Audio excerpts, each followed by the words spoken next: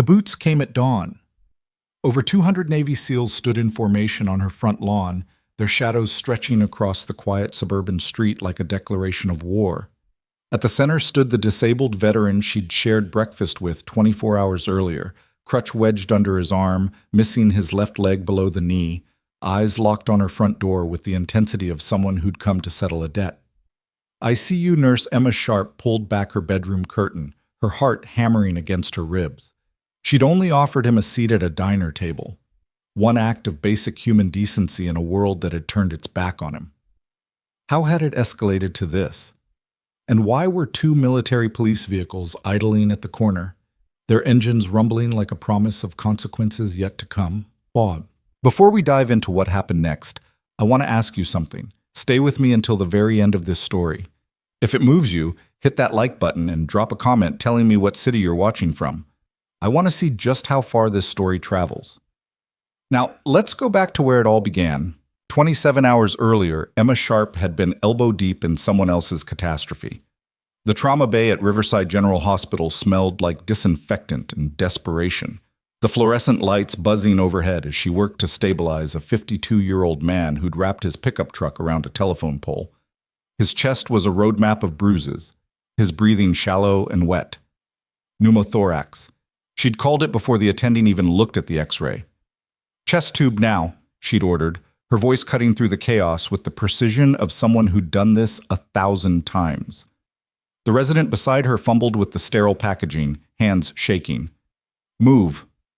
Emma didn't wait for permission. She prepped the site herself, made the incision, and guided the tube between his ribs with the steady confidence of someone who knew exactly how many seconds they had before the man's lung collapsed completely. 16 seconds.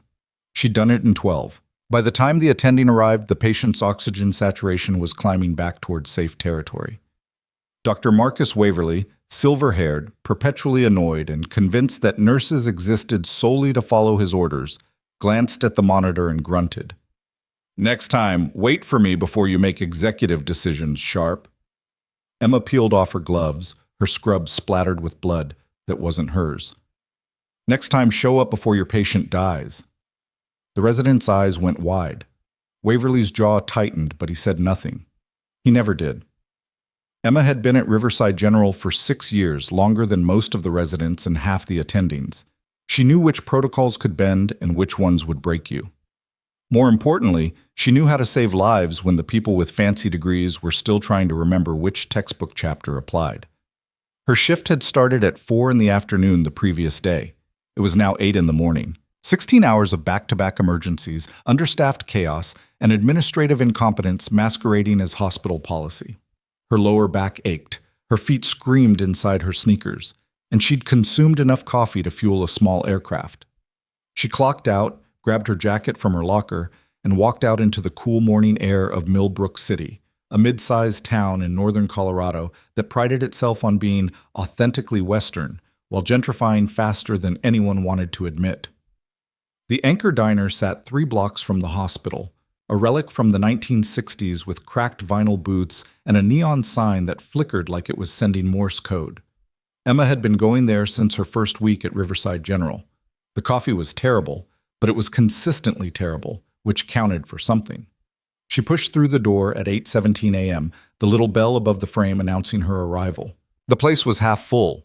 Early risers, truckers, hospital staff from the night shift looking as hollowed out as she felt. She slid into her usual booth by the window, the one with the duct-taped cushion and a view of the parking lot. "Usual?" asked Marianne, the waitress who'd worked there longer than Emma had been alive. "Double usual," Emma said. "And keep the coffee coming." Marianne smirked. "Rough night?" "Aren't they all?" She'd just pulled out her phone to mindlessly scroll through nothing when the door opened again.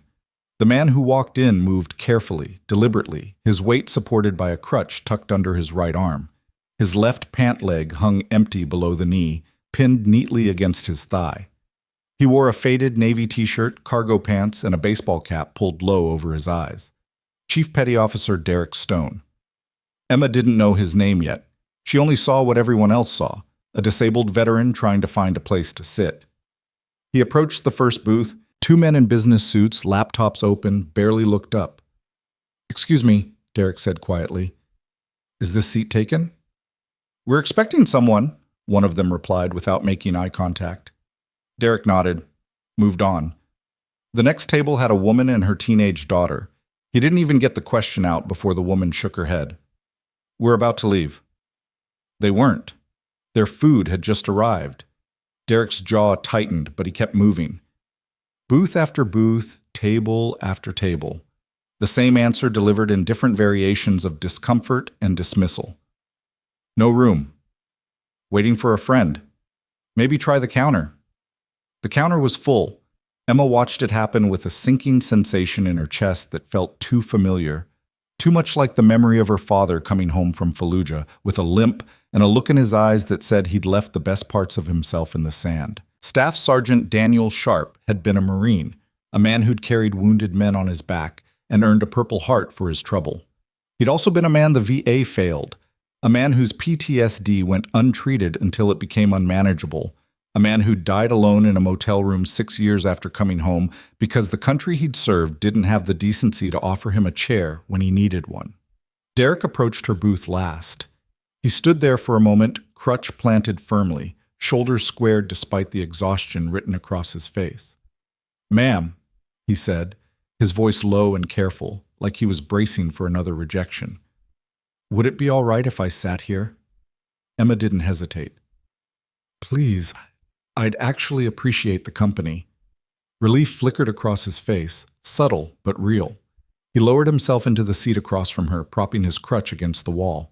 Up close, she could see the faint scars on his forearms, the kind that came from shrapnel or debris. The too familiar weariness of someone who'd learned to carry weight no one else could see. Thank you, he said. Don't mention it. Marianne appeared with coffee for Emma and a menu for Derek. He ordered scrambled eggs, toast, and black coffee. Simple, efficient. They sat in silence for a moment, the kind that wasn't awkward so much as mutually understood. Emma stirred sugar into her coffee. Derek watched the parking lot through the window. Long shift? He asked eventually. 16 hours, Emma said. Trauma unit. He nodded like he understood more than she'd said. I see you? Sometimes, depends on the day. She took a sip of her coffee. You? Just passing through, Derek said. Had some VA appointments in Denver. Figured I'd stop for breakfast before heading back. Back where?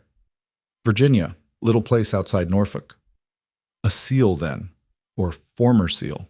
Emma's father had taught her to recognize the quiet intensity, the controlled posture, the way operators moved through the world like they were still on mission even when they weren't. Derek's food arrived. He ate methodically, no wasted motion.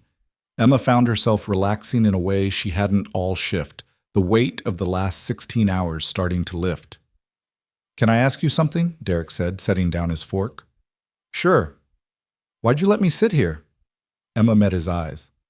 Why wouldn't I? Everyone else seemed to have a reason. She thought about her father, about the way people had looked at him when he came back like he was broken glass they didn't want to touch, about the quiet erosion of dignity that happened when the world decided you were inconvenient. My dad was a Marine, she said simply. I know what it looks like when people forget. Derek went very still. Then he nodded, just once, the kind of nod that carried the weight of shared understanding. They talked for another 20 minutes. About combat, not the Hollywood version, but the aftermath, the adjusting. The strange loneliness of coming home to a country that thanked you for your service and then looked away. About her father, who taught her to shoot and tie knots and recognize the difference between someone who was hurting and someone who was dangerous. About the small kindnesses that mattered more than grand gestures. When Derek reached for the check, Emma was faster. She handed Marianne her card before he could argue. You don't have to. I know, Emma said. I want to. His throat worked. Thank you. Thank you for your service, she said, and meant it in a way that went deeper than the usual platitude. They walked out together, Emma heading toward her car, Derek toward a pickup truck with Virginia plates. She was unlocking her door when the diner's front door banged open. Ralph Desmond, the owner, a thick-necked man in his 50s with a permanent scowl and a receding hairline, stood on the threshold, glaring after them. You know, he called out, loud enough to carry across the parking lot. "You really shouldn't encourage that kind of scene in my establishment." Emma turned slowly. "Excuse me?" "People come here for a quiet breakfast, not to deal with complications." Ralph's eyes flicked toward Derek with barely concealed disdain. "Bad for business." Derek's hand tightened on his crutch, but he said nothing. Emma felt something cold and sharp settle in her chest. "That complication is a decorated Navy SEAL," she said, her voice dangerously calm. "He served this country. He saved lives. And you couldn't spare him a seat?" Ralph's face reddened. "I run a business, not a charity." "Then you're running it wrong." She got in her car and drove away before she said something she'd regret, her hands shaking on the steering wheel. Derek's truck pulled out behind her, heading in the opposite direction. She thought that was the end of it. 10 minutes later, while she was stopped at a red light, her phone buzzed. A text from her supervisor, Margaret Chen. "Need you to come in for a meeting, 2 p.m. today. Non-negotiable." Emma stared at the message. She'd just worked a 16-hour shift. She was supposed to have the next 2 days off. "What's this about?" The reply came fast. "Complaint filed. We'll discuss in person." The light turned green. Emma drove home on autopilot, her mind racing. A complaint. About what? She'd saved a man's life in the trauma bay. She'd followed protocol. The diner. Ralph Desmond. She parked in her driveway, sat in the car for 5 full minutes, and then forced herself to go inside. Her apartment was small, tidy, decorated with photographs of her father in uniform and national parks posters she'd collected over the years. She showered, changed into clean clothes, and tried to sleep. She couldn't. At 1:45 p.m., she walked back into Riverside General Hospital, this time through the administrative entrance. Margaret Chen was waiting in her office, a sharp-featured woman in her early 50s with reading glasses on a chain and the permanent expression of someone managing a crisis. "Sit," Margaret said. Emma sat. Margaret slid a folder across the desk. "We received a complaint this morning from Ralph Desmond, owner of the Anchor Diner. He alleges that you engaged in politically inflammatory behavior while wearing hospital-affiliated attire, specifically by making a scene regarding military service and implying discrimination." Emma's jaw dropped. "I was off the clock. I wasn't even wearing scrubs. I had my jacket on." "You were seen leaving the hospital in scrubs earlier this morning. The connection was made." "Connection to what?" "I bought breakfast for a veteran, that's it." Margaret sighed. "It's more complicated than that. Ralph Desmond's brother, Vincent Desmond, sits on the hospital's board of directors. He's pushing for disciplinary action, suspension, pending a formal review." The words hit like a physical blow. "You're kidding." "I'm not. This is insane. I didn't do anything wrong." "You made a board member's family look bad in public," Margaret said quietly. "Right or wrong doesn't always matter when politics are involved." Emma stood, her chair scraping loudly against the floor. "So I'm being punished for basic human decency?" "You're being placed on temporary suspension while we investigate the complaint. It's standard procedure." "It's bullshit." Margaret didn't disagree. "I'm sorry, Emma. I really am. But my hands are tied." Emma walked out of the office, her vision tunneling, her pulse roaring in her ears. She made it halfway to the parking lot before her pager went off. Mass casualty incident. Multiple vehicles, all hands on deck. She stopped, stared at the pager. She was suspended. She wasn't supposed to be here. But people were dying. Emma turned around and ran back inside. The emergency department was already chaos. Gurneys lined the hallways, paramedics shouting updates, residents scrambling to triage. Dr. Waverly was barking orders, his face flushed. "Sharp!" He spotted her instantly. "I don't care what your status is. Scrub in. Now!" She didn't argue. She grabbed a trauma gown, snapped on gloves, and moved into the fray. The first patient was a teenager, unconscious, skull fracture, pupils unequal. The second was a woman in her 30s, internal bleeding, pressure dropping fast. And then they brought in Derek Stone. Emma's stomach dropped. He was on a gurney, his face covered in soot and blood, his breathing labored. The paramedic rattling off his condition barely paused for breath. White male, early 30s, pulled 3 civilians from a burning vehicle before the gas tank blew. Smoke inhalation, second-degree burns on his arms and back, possible broken ribs. He refused transport until everyone else was clear. Of course he did. Emma took the head of the gurney, her hand steady even as her mind screamed, "Derek? Derek, can you hear me?" His eyes fluttered open. Recognition flickered. "The nurse." "Yeah, the nurse. You're going to be fine, but I need you to stay with me." "Civilians first." "They're fine. You got them out. Now let me get you stable." She worked fast. Airway assessment, oxygen mask, IV line, pain management. His vitals stabilized, but the burns needed treatment, and his lungs needed monitoring. She moved him toward a treatment room just as the main doors burst open again. But this time, it wasn't paramedics. It was a SEAL team. 6 operators in full tactical gear, moving with the precision of men who'd done this 1,000 times, scanning the room like they were clearing a hostile building. The lead operator, tall, broad-shouldered, with a close-cropped beard and eyes like flint, approached the nurse's station.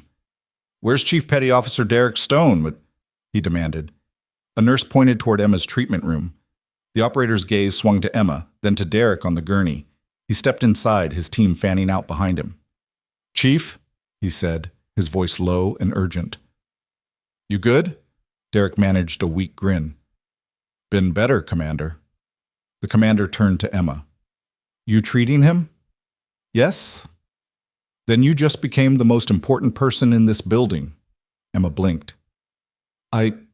What?" The commander pulled out his phone, made a call, and spoke in clipped, efficient sentences. "Stone is stable. Civilian nurse has him. We need the hospital director. Now." He hung up and looked at Emma. "Name?" "Emma Sharp." "Lieutenant Commander Jackson Hayes," he said. "Stone pulled 3 civilians from a burning wreck. He's a goddamn hero. And if anyone in this hospital tries to tell me otherwise, we're going to have a serious problem." Emma's pulse thundered. "I don't think—" "Who suspended you?" Hayes asked. She froze. "How did you—" "Stone told us. Called it in before the accident." Hayes's expression hardened. "Said some asshole at a diner tried to humiliate him. Said a nurse stood up for him. Said the hospital was retaliating." Emma's breath caught. Hayes stepped closer, his voice dropping. "You saved his life. Both times. Once with kindness. Once with skill. That doesn't go unanswered." Footsteps echoed down the hallway. The hospital director, Dr. Gregory Wells, a man in his 60s with perfectly styled gray hair and a suit that cost more than Emma's monthly rent, appeared, flanked by Vincent Desmond. "Commander Hayes," Wells said smoothly. "I understand there's been some concern." "Save it," Hayes said.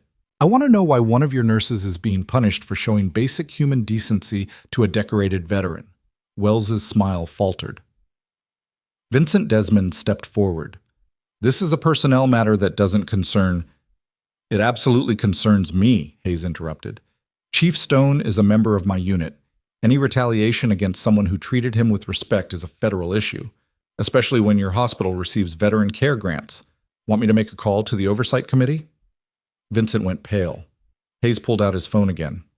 "Or we can do this the easy way. Reinstate Nurse Sharp, apologize, and we walk away." The hallway went silent. Wells cleared his throat. "I'm sure we can resolve this amicably." "You've got 24 hours, Hayes said. "Clock's ticking." He turned to Emma, his expression softening just slightly. "You good here?" She nodded, still reeling. "Good. Stone's team is outside. They'll make sure nothing unexpected happens." He walked out, his team following in perfect formation.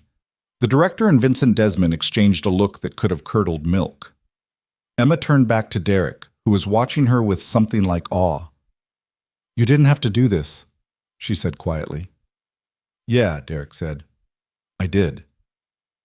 Outside in the parking lot, the rest of Derek's SEAL team stood in formation, 30 operators, armed, alert, and waiting.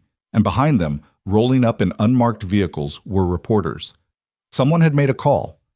And now the whole city was about to find out exactly what had happened at the Anchor Diner. The first camera crew arrived within 12 minutes. Emma watched through the treatment room window as a local news van pulled into the emergency bay, its satellite dish extending like an antenna, searching for signal.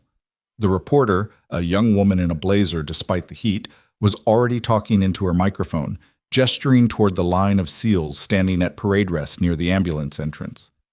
"This can't be happening," Emma muttered. Derek shifted on the gurney, wincing as the movement pulled at his burns. "Too late to put the genie back in the bottle." "I didn't ask for this." "Neither did I." His voice was steady despite the pain medication starting to fog his edges. "But here we are." Dr. Waverly appeared in the doorway, his expression caught somewhere between alarm and fascination. "Sharp, we need to move him to a monitored bed. His oxygen saturation is holding, but those burns need proper dressing and observation." Emma nodded, already releasing the gurney's brake. They moved Derek through the corridor, past gawking residents and nurses who'd heard the commotion but hadn't yet pieced together the full story. The unit clerk's phone rang non-stop. Media requests, administrative calls, messages from people who'd somehow already heard fragments of what was unfolding. They settled Derek into a private room on the medical floor, away from the chaos of the ER. Emma started a saline drip, checked his vitals again, and began the careful process of cleaning and dressing his burns. The skin across his forearms was angry and red, blistered in places where the heat had been most intense. "You ran into a burning car," she said quietly. 3 people were trapped. "You could have died." "So could they." Derek met her eyes. "Would you have walked away?" Emma thought about the 16-hour shift she'd just worked, the pneumothorax patient she'd tubed without waiting for the attending, the countless times she'd put herself between chaos and catastrophe because someone had to. "No." "Then you know why I didn't." She finished wrapping his left arm in sterile gauze, her movements precise and gentle. "The commander said you called this in before the accident, that you told them about the diner." Derek looked away, suddenly uncomfortable. "Standard protocol. We check in with our team when we're traveling. I mentioned what happened. Hayes asked if I wanted him to handle it. I said no." He paused. "Then the crash happened, and I didn't have time to tell him to stand down." "So this wasn't planned." "The crash wasn't, but Hayes." Derek's mouth quirked into something that wasn't quite a smile. "He doesn't do anything halfway. Once I ended up in this hospital, once he heard you were suspended, there was no stopping him." Emma taped down the final edge of gauze and stepped back. "Your commander threatened a federal investigation." He wasn't bluffing. "The hospital gets veteran care grants?" "Every major hospital in Colorado does. Federal funding, state partnerships, VA contracts."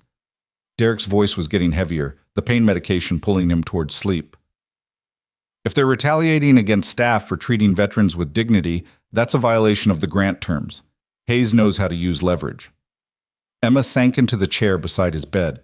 Her hands were shaking now that the adrenaline was ebbing. "This is going to get worse before it gets better." "Probably." Derek's eyes were already closing. "But you didn't start this fight, Emma. They did." She sat there until his breathing evened out, until the monitors settled into their steady rhythm, until the weight of what was happening finally crashed down on her shoulders like a physical thing. When she stepped out into the hallway, Lieutenant Commander Hayes was waiting. "How is he?" Hayes asked. "Stable. Burns are second degree, painful, but manageable. His lungs are clear despite the smoke inhalation. He'll need observation for the next 24 hours, but he should make a full recovery." Hayes nodded, some of the tension leaving his shoulders. "Good. That's good." "You didn't have to do this," Emma said. "Yeah, I did." Hayes crossed his arms. "Stone's one of the best operators I've ever served with. Lost his leg in Kandahar pulling wounded civilians out of a collapsed building. Saved 11 lives that day. Earned a Bronze Star and a medical retirement he didn't want." His jaw tightened. "He comes home, tries to get breakfast at a diner, and gets treated like he's invisible. Like he's an inconvenience. That doesn't fly with me." "And me?" "You're the only person in that diner who saw him as human. The only one who made space." Hayes' eyes were hard. "Then your hospital tries to punish you for it because some small-minded businessman got his ego bruised. You think I'm going to let that slide?" Emma swallowed hard. "The director said he'd resolve it." "Wells is a bureaucrat. He'll say whatever keeps the peace until he can figure out how to make this go away quietly." Hayes pulled out his phone, showed her the screen. It was a news article, already posted online.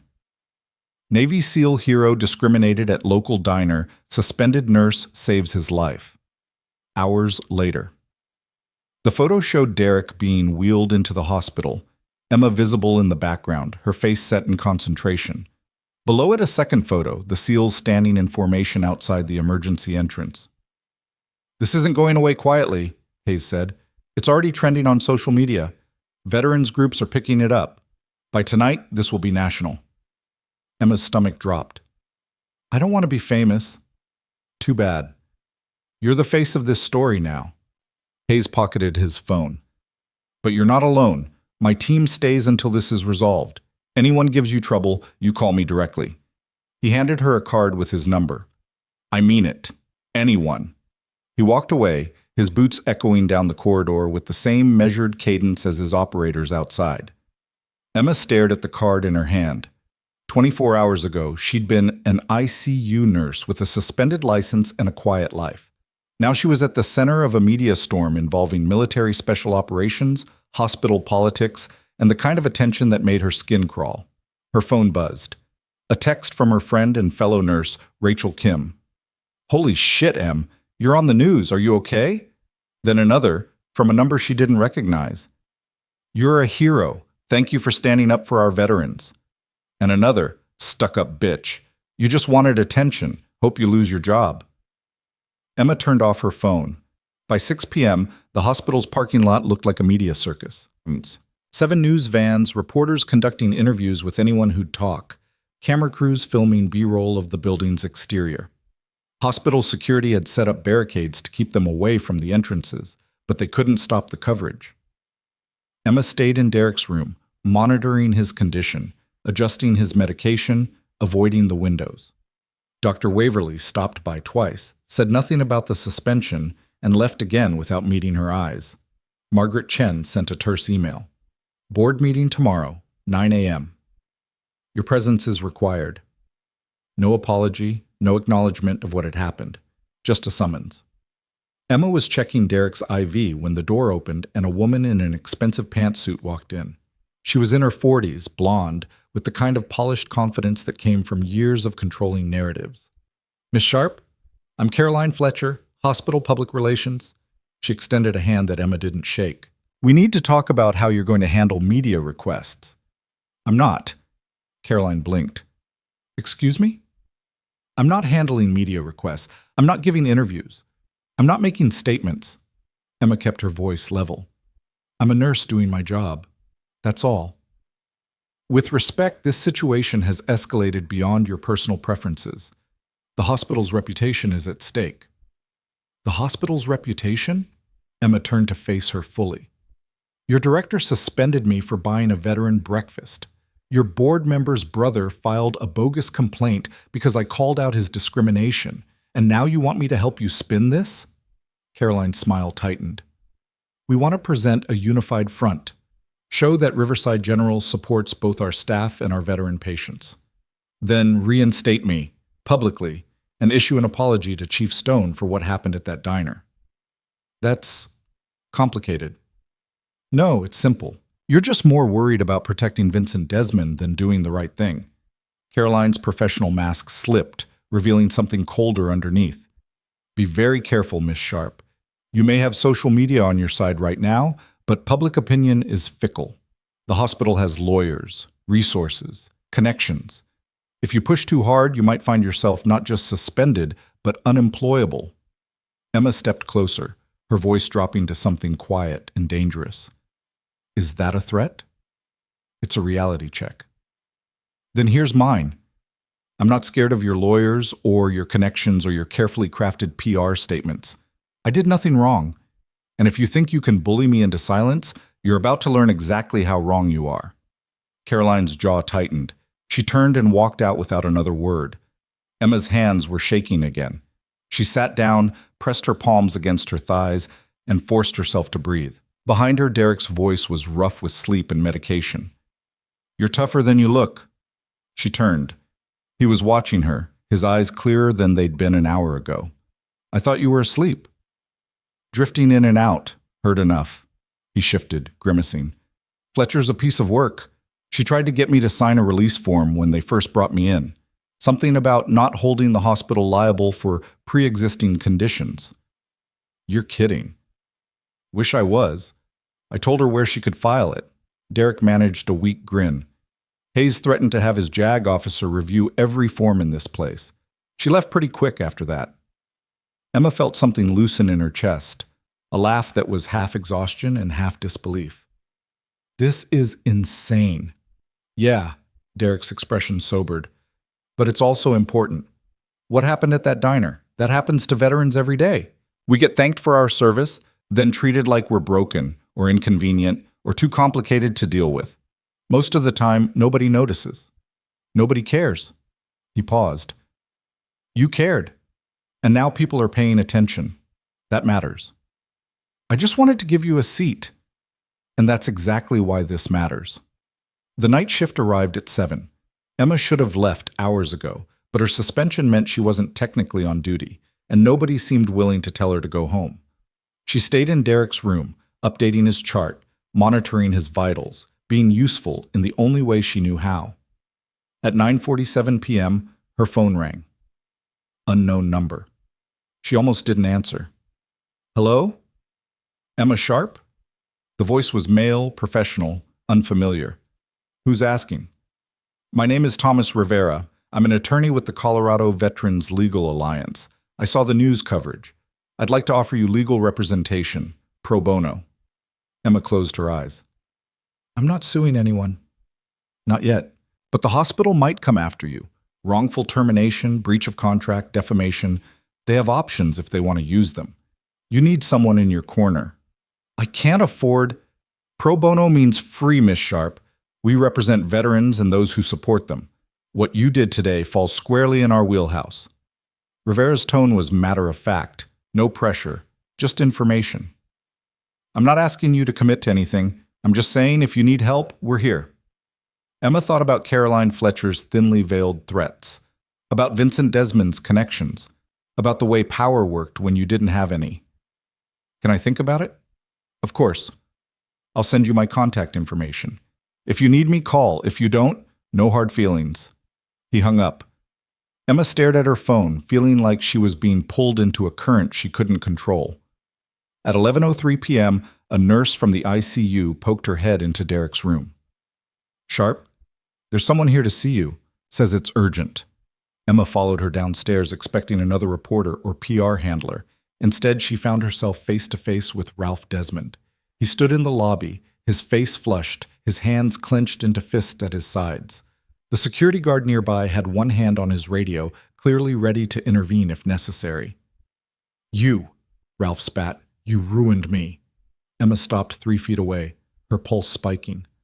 I didn't do anything to you. My diner's been flooded with phone calls, protesters outside, people leaving one-star reviews online saying I discriminate against veterans. I've had to close early because someone threw a brick through my window. His voice rose. This is your fault. No, Emma said quietly. This is yours. You refused to seat a disabled veteran. You filed a bogus complaint to get me suspended. You made this mess. He was making people uncomfortable. He was trying to eat breakfast. The only person making anyone uncomfortable was you. Ralph took a step forward. The security guard moved instantly, blocking his path. Sir, you need to calm down. I want her fired. I want her arrested for slander. You need to leave, the guard said firmly. Now. Ralph's mouth worked, fury and desperation warring across his face. This isn't over. Yeah, Emma said. It is. Security escorted him out. Emma watched through the glass doors as he climbed into his car and peeled out of the parking lot, tires squealing. The guard turned to her. You okay? Yeah, thanks. For what it's worth. He lowered his voice. Most of us staff are on your side. What you did was right. Emma managed a tired smile. Doesn't always feel like it. Rarely does. That's how you know it mattered. She went back upstairs, her legs heavy, her mind spinning. Derek was awake again, watching the news on the small TV mounted to the wall. The coverage showed footage of the diner, now surrounded by protesters holding signs. Veterans deserve respect. Shame on anchor. Diner support. Nurse Sharp. Derek muted the TV. It's spreading. Like wildfire. Emma collapsed into the chair. Ralph Desmond just showed up. Threatened me. Security kicked him out. Derek's expression hardened. Hayes needs to know. It's fine. He's just angry. Angry people do stupid things. Derek reached for his phone on the bedside table, typed a quick message. Hayes will make sure you're covered. Emma wanted to argue, but she was too tired. Instead, she leaned back and closed her eyes, listening to the steady beep of the monitors, the distant sound of the hospital at night. You should go home, Derek said after a while. Get some sleep. I'm suspended. I don't have anywhere else to be. You're exhausted. You've been awake for, 30 hours? 32. Emma opened her eyes. But if I leave, something else will happen. Something I won't be able to control. At least here I can be useful?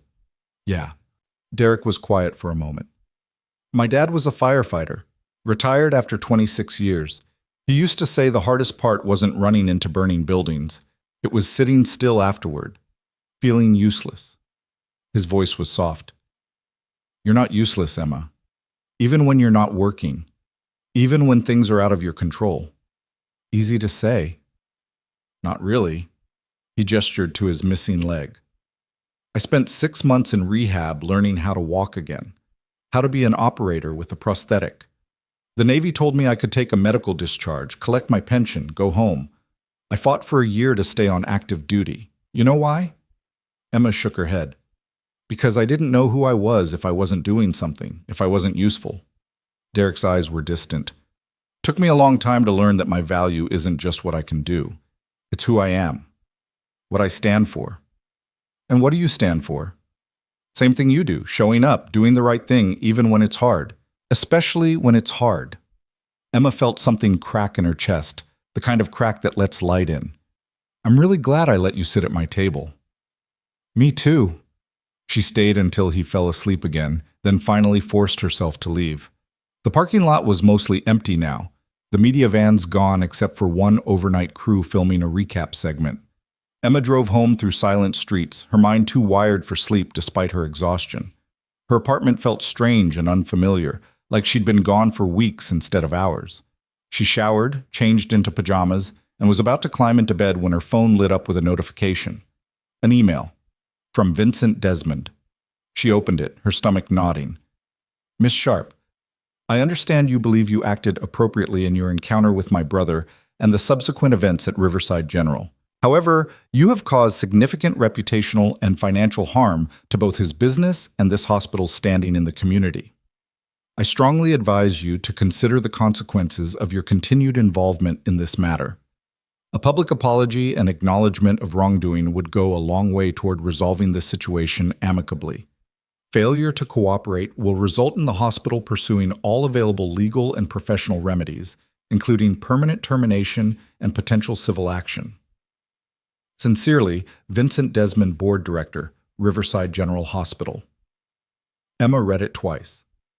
Then she forwarded it to Thomas Rivera with a single line. I think I need that lawyer. His reply came in under 2 minutes. I'll be at the board meeting tomorrow. Don't sign anything, don't agree to anything, and don't back down. Emma set her phone aside and stared at the ceiling. Tomorrow would determine everything, her career, her reputation, her future. The board would expect her to apologize, to make this go away quietly. But she thought about her father, who'd come home from war and been failed by a system that forgot him. About Derek, who'd lost his leg saving civilians and couldn't get a seat in a diner. About every veteran who'd been thanked for their service and then discarded like yesterday's news. She thought about the look on Ralph Desmond's face when he'd said Derek was making people uncomfortable. And she thought about the way Derek had looked at her in that diner, relieved and grateful, like someone had finally seen him as human. Emma turned off the light. Tomorrow, she'd walk into that boardroom. Tomorrow, she'd face Vincent Desmond and Director Wells and everyone who wanted her to disappear. Tomorrow, she'd stand her ground.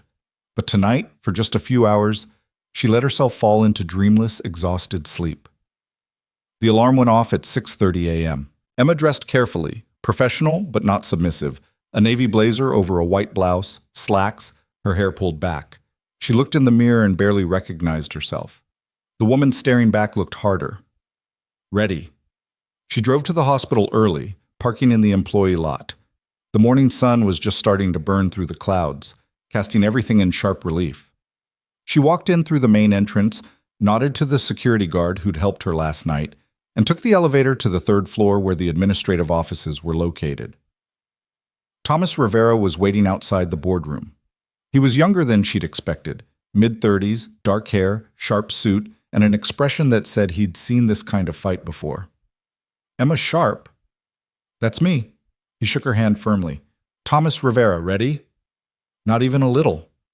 Good. Means you're paying attention. He gestured to the closed boardroom door. They're going to try to intimidate you. They'll use corporate language, veiled threats, maybe even fake sympathy. Don't fall for it. Stick to the facts. Don't apologize for anything, and let me handle the legal angles. What if they fire me? Then we sue. Wrongful termination, retaliation, violation of whistleblower protections. We'll bury them in paperwork. Rivera's smile was sharp. But they won't fire you. Not today. Not with the media watching. How can you be sure? Because I sent them a letter at 7 this morning outlining exactly what would happen if they did. Emma stared at him. Preemptive strike. Works every time. He checked his watch. It's 9. Time to go. Emma took a breath, squared her shoulders, and walked into the boardroom. 8 people sat around a mahogany table, Director Wells at the head, Vincent Desmond to his right, Margaret Chen, 2 other board members Emma didn't recognize, Caroline Fletcher, and the hospital's chief legal counsel, a gray-haired woman named Patricia Ortiz. All eyes turned to Emma as she entered. Rivera followed, closing the door behind them. Wells folded his hands on the table. Miss Sharp, Mr. Rivera, thank you for joining us. Let's skip the pleasantries, Rivera said, sitting down and gesturing for Emma to do the same. We all know why we're here. Vincent Desmond's face reddened. This is a closed personnel meeting. Your presence is perfectly legal, given that your hospital sent my client a threatening email at midnight suggesting termination and civil action. Rivera pulled out a printed copy of Vincent's email. That constitutes potential wrongful termination and retaliation. Ms. Sharp has every right to legal representation. Patricia Ortiz cleared her throat. Mr. Desmond sent that email in his personal capacity, not as a representative of the hospital. Using his hospital email address and his title as board director. Try again. An uncomfortable silence settled over the room. Wells cleared his throat. Perhaps we can start fresh. Ms. Sharp, we've reviewed the events of the past 48 hours. The incident at the Anchor Diner, the complaint filed by Ralph Desmond, and the subsequent publicity. We want to understand your perspective. Emma met his eyes. My perspective is simple. I bought breakfast for a veteran who'd been turned away by everyone else in that diner. I was off duty, out of uniform, and acting as a private citizen. Then I was suspended because a board member's brother didn't like being called out for discriminating against a disabled Navy SEAL. Vincent slammed his hand on the table. My brother did not discriminate. He refused to seat Chief Petty Officer Derek Stone because of his disability and veteran status. He made it clear that Stone's presence was bad for business.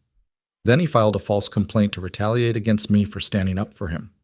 Emma's voice was steady, each word precise. That's textbook discrimination. You have no proof. Actually, Rivera interrupted, we have security footage from the diner showing multiple empty tables and several customers turning Chief Stone away. We also have witness statements from other patrons, and we have Chief Stone's own testimony along with that of his commanding officer. Vincent's face went from red to purple. That footage is private property. Released by your brother's insurance company as part of their investigation into the brick-throwing incident. Public record now. Rivera smiled. Funny how these things work out. Wells raised a hand. Gentlemen, please, let's stay focused. He turned to Emma. Miss Sharp, regardless of the circumstances, your actions have created a significant public relations challenge for this hospital. We're receiving threats. Protests are planned outside the building, and our donors are asking questions. Then maybe you should have thought about that before suspending me. Margaret Chen spoke for the first time. Emma, nobody's questioning your clinical skills or your dedication, but you have to understand, this has become bigger than one incident. The hospital's reputation is built on treating patients with dignity and respect. Emma interrupted. Including veterans. If your reputation can't survive me doing the right thing, then maybe your reputation needs to be challenged. Caroline Fletcher leaned forward. We're prepared to offer you a compromise. Full reinstatement, back pay for your suspension, and a public statement supporting your actions. In return, we need you to make a joint appearance with Director Wells and Chief Stone, showing unity and putting this matter to rest. Emma glanced at Rivera. He gave a barely perceptible shake of his head. What about the complaint? Emma asked. We'll dismiss it with prejudice, Patricia Ortiz said. It'll be removed from your file entirely. And Vincent Desmond? Wells shifted uncomfortably. Mr. Desmond will recuse himself from any future personnel decisions involving you. That's not enough. Vincent shot to his feet. How dare you? Sit down, Rivera said calmly, or I'll have you removed for disrupting a formal meeting. You have no authority. Actually, I do. Miss Sharp is entitled to a fair and impartial hearing. Your presence creates a conflict of interest. Either recuse yourself from this entire proceeding, or I'll file a motion with the State Labor Board within the hour. Patricia whispered something to Wells. He nodded reluctantly. Vincent, perhaps it would be best if you stepped out. Vincent looked like he wanted to flip the table. Instead, he grabbed his briefcase and stormed out, slamming the door hard enough to rattle the framed diplomas on the wall. Wells exhaled slowly. Miss Sharp, what would it take to resolve this? Emma thought about Derek lying in a hospital bed upstairs, about her father, who'd deserved better, about every person who'd been dismissed or diminished because they weren't convenient enough, profitable enough, easy enough. Full reinstatement with back pay. Public apology from the hospital acknowledging that my suspension was unjustified. A formal investigation into the complaint process to ensure this doesn't happen to anyone else. She paused. And you establish a veteran care ombudsman position to handle complaints and ensure veterans are treated with dignity. Fund it properly. Staff it with someone who actually cares. Wells blinked. That's quite a list. Those are my terms. And if we refuse, Rivera spoke before Emma could, then we file suit for wrongful termination, retaliation, and violation of federal veteran care grant terms. We request a full audit of your grant compliance, and we make sure every veteran organization in the country knows that Riverside General punishes staff for treating veterans with respect. He leaned back in his chair. Your choice. The room went silent except for the hum of the air conditioning. Patricia Ortiz looked at Wells. Wells looked at the other board members. Margaret Chen looked at Emma with something that might have been respect. Give us 15 minutes, Wells said finally. Emma and Rivera stepped out into the hallway. Her hands were shaking, adrenaline flooding her system. You did good, Rivera said. I think I'm going to throw up. Also normal? He checked his phone. By the way, you should know, there are about 50 veterans outside the hospital right now. They're planning a demonstration of support. Lieutenant Commander Hayes organized it. Emma's eyes went wide. What? He called me this morning, said if the hospital doesn't do right by you, his entire SEAL team is going to make this their personal mission, and he's got friends in the media. Rivera's expression was unreadable. You've got an army at your back, Emma. Literally. She didn't know whether to laugh or cry. 12 minutes later, they were called back inside. Wells looked older, more tired. We accept your terms, full reinstatement, back pay, public apology. The investigation into complaint procedures will begin immediately, and will establish the veteran ombudsman position within 90 days. Emma felt her knees go weak. All of it? All of it? Wells's voice was flat. The formal announcement will be made this afternoon. We'll expect you at the press conference. One more thing, Patricia Ortiz said.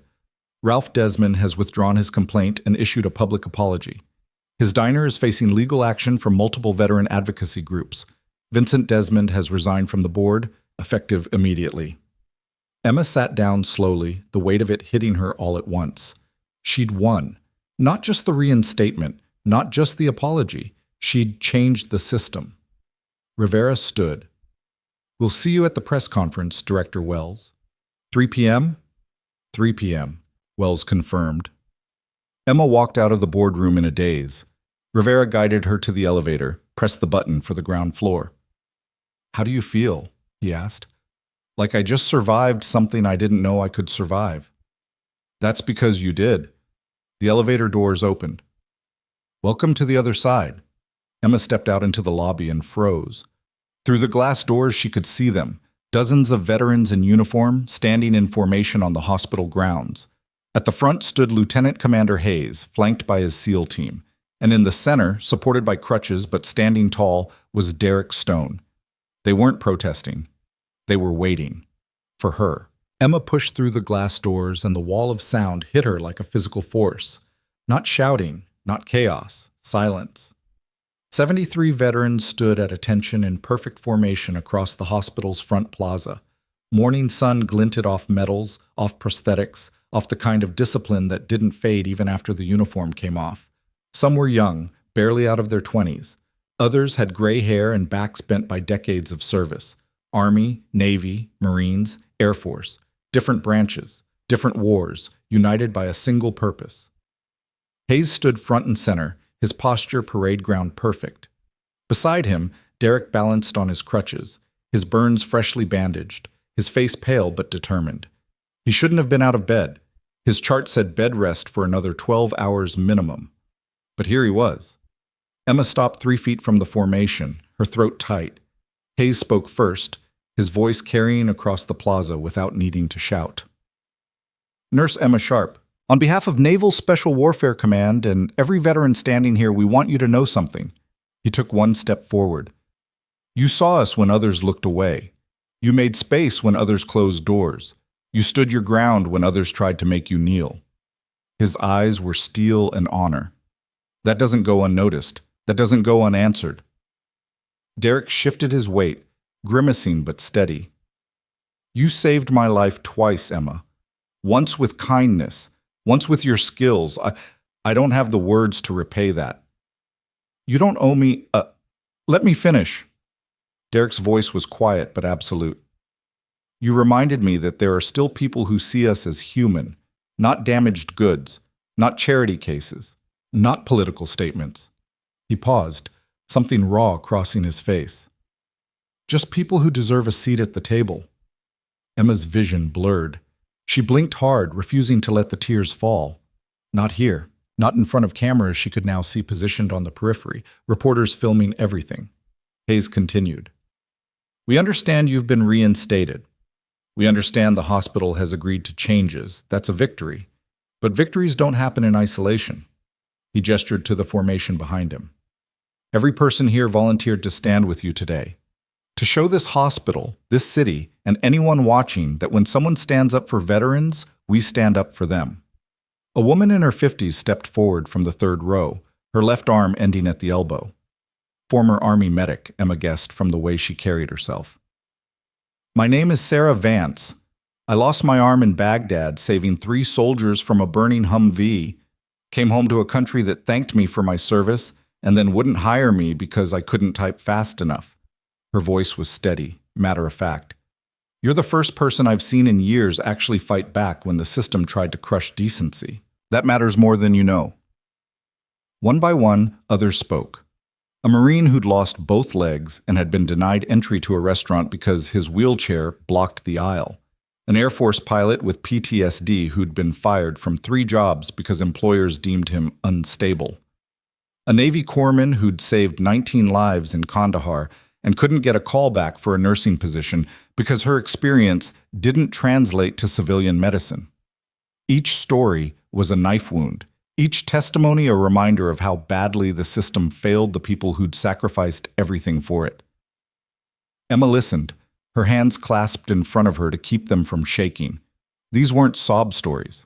These were battle reports, tactical assessments of a culture that praised service in the abstract and abandoned it in practice. When the last veteran finished speaking, Hayes raised his hand. The formation snapped to attention with a synchronization that made the plaza feel like hallowed ground. Nurse Sharp, we don't ask anything from you. You've already done more than most. Hayes' voice dropped, became personal. But if you're willing, we'd like to make sure what happened here becomes policy everywhere, not just Riverside General. Every hospital, every business, every place that accepts federal funding for veteran care. Emma found her voice. How? We've got lawyers, we've got advocacy groups, we've got congressional contacts who owe us favors. Hayes' smile was sharp. And we've got a story that's already trending nationally. We use it, we push legislation, we create accountability. You want me to be the face of a campaign. We want you to be the example, the proof that standing up works. Hayes tilted his head slightly. But only if you're willing. We won't force you into a fight you didn't choose.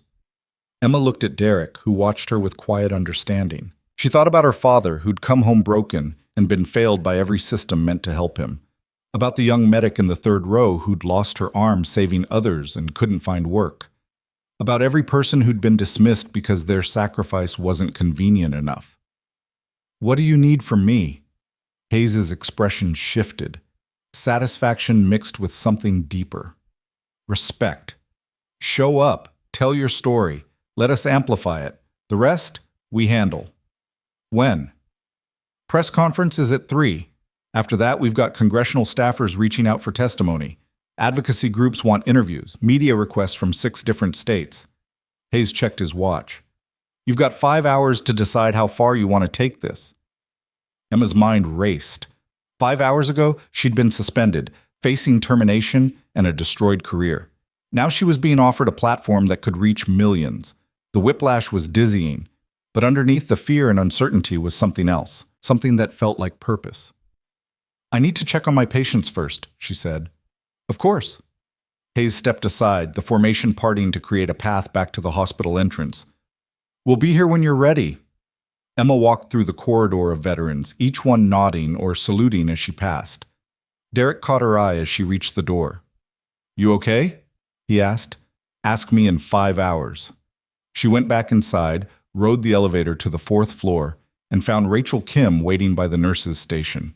Her friend's eyes were red-rimmed, her expression were going to fire you. I thought, they were going to fire you. I thought, they tried. Emma hugged back hard.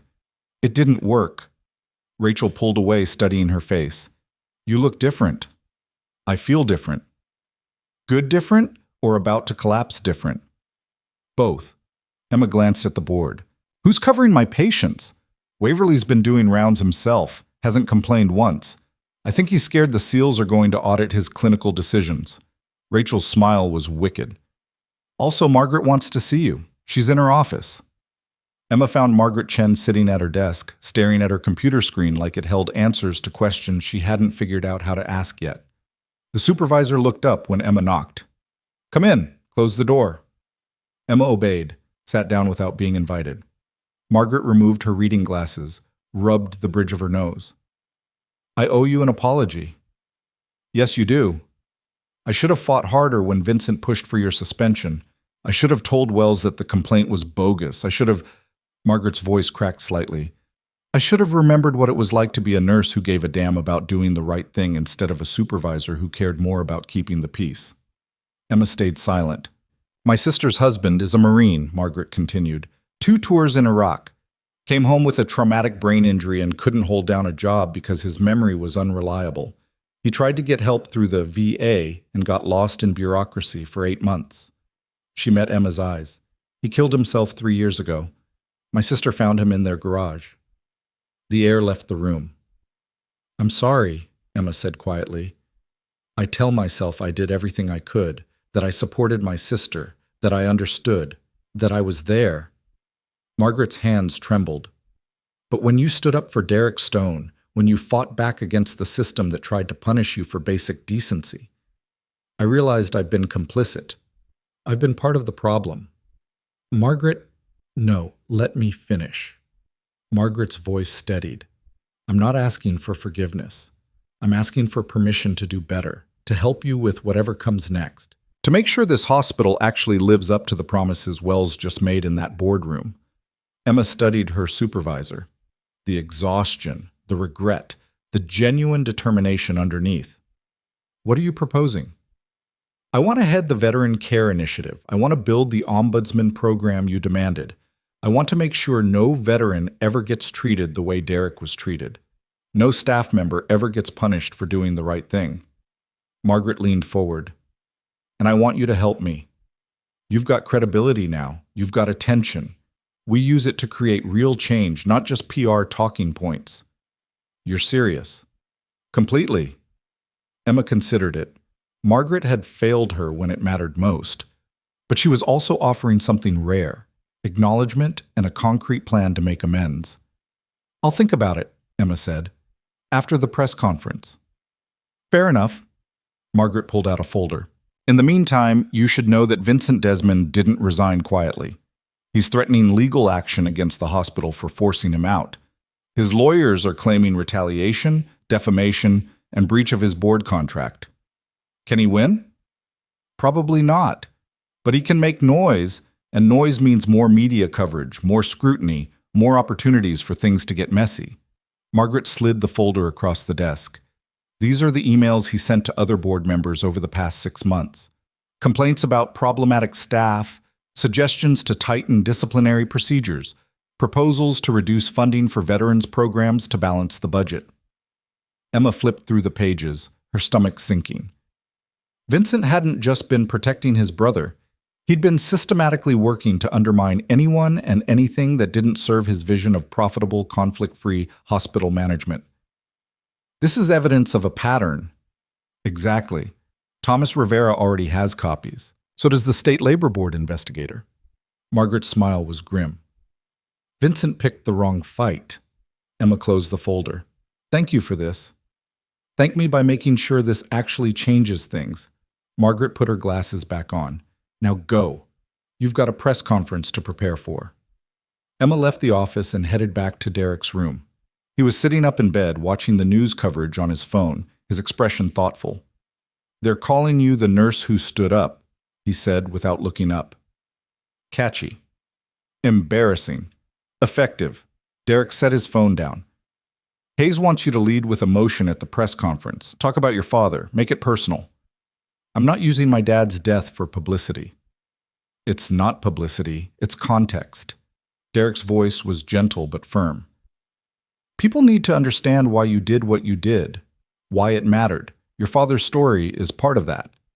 Emma sat in the visitor's chair, her shoulders tight. He wouldn't want to be remembered as a victim. Then don't remember him that way.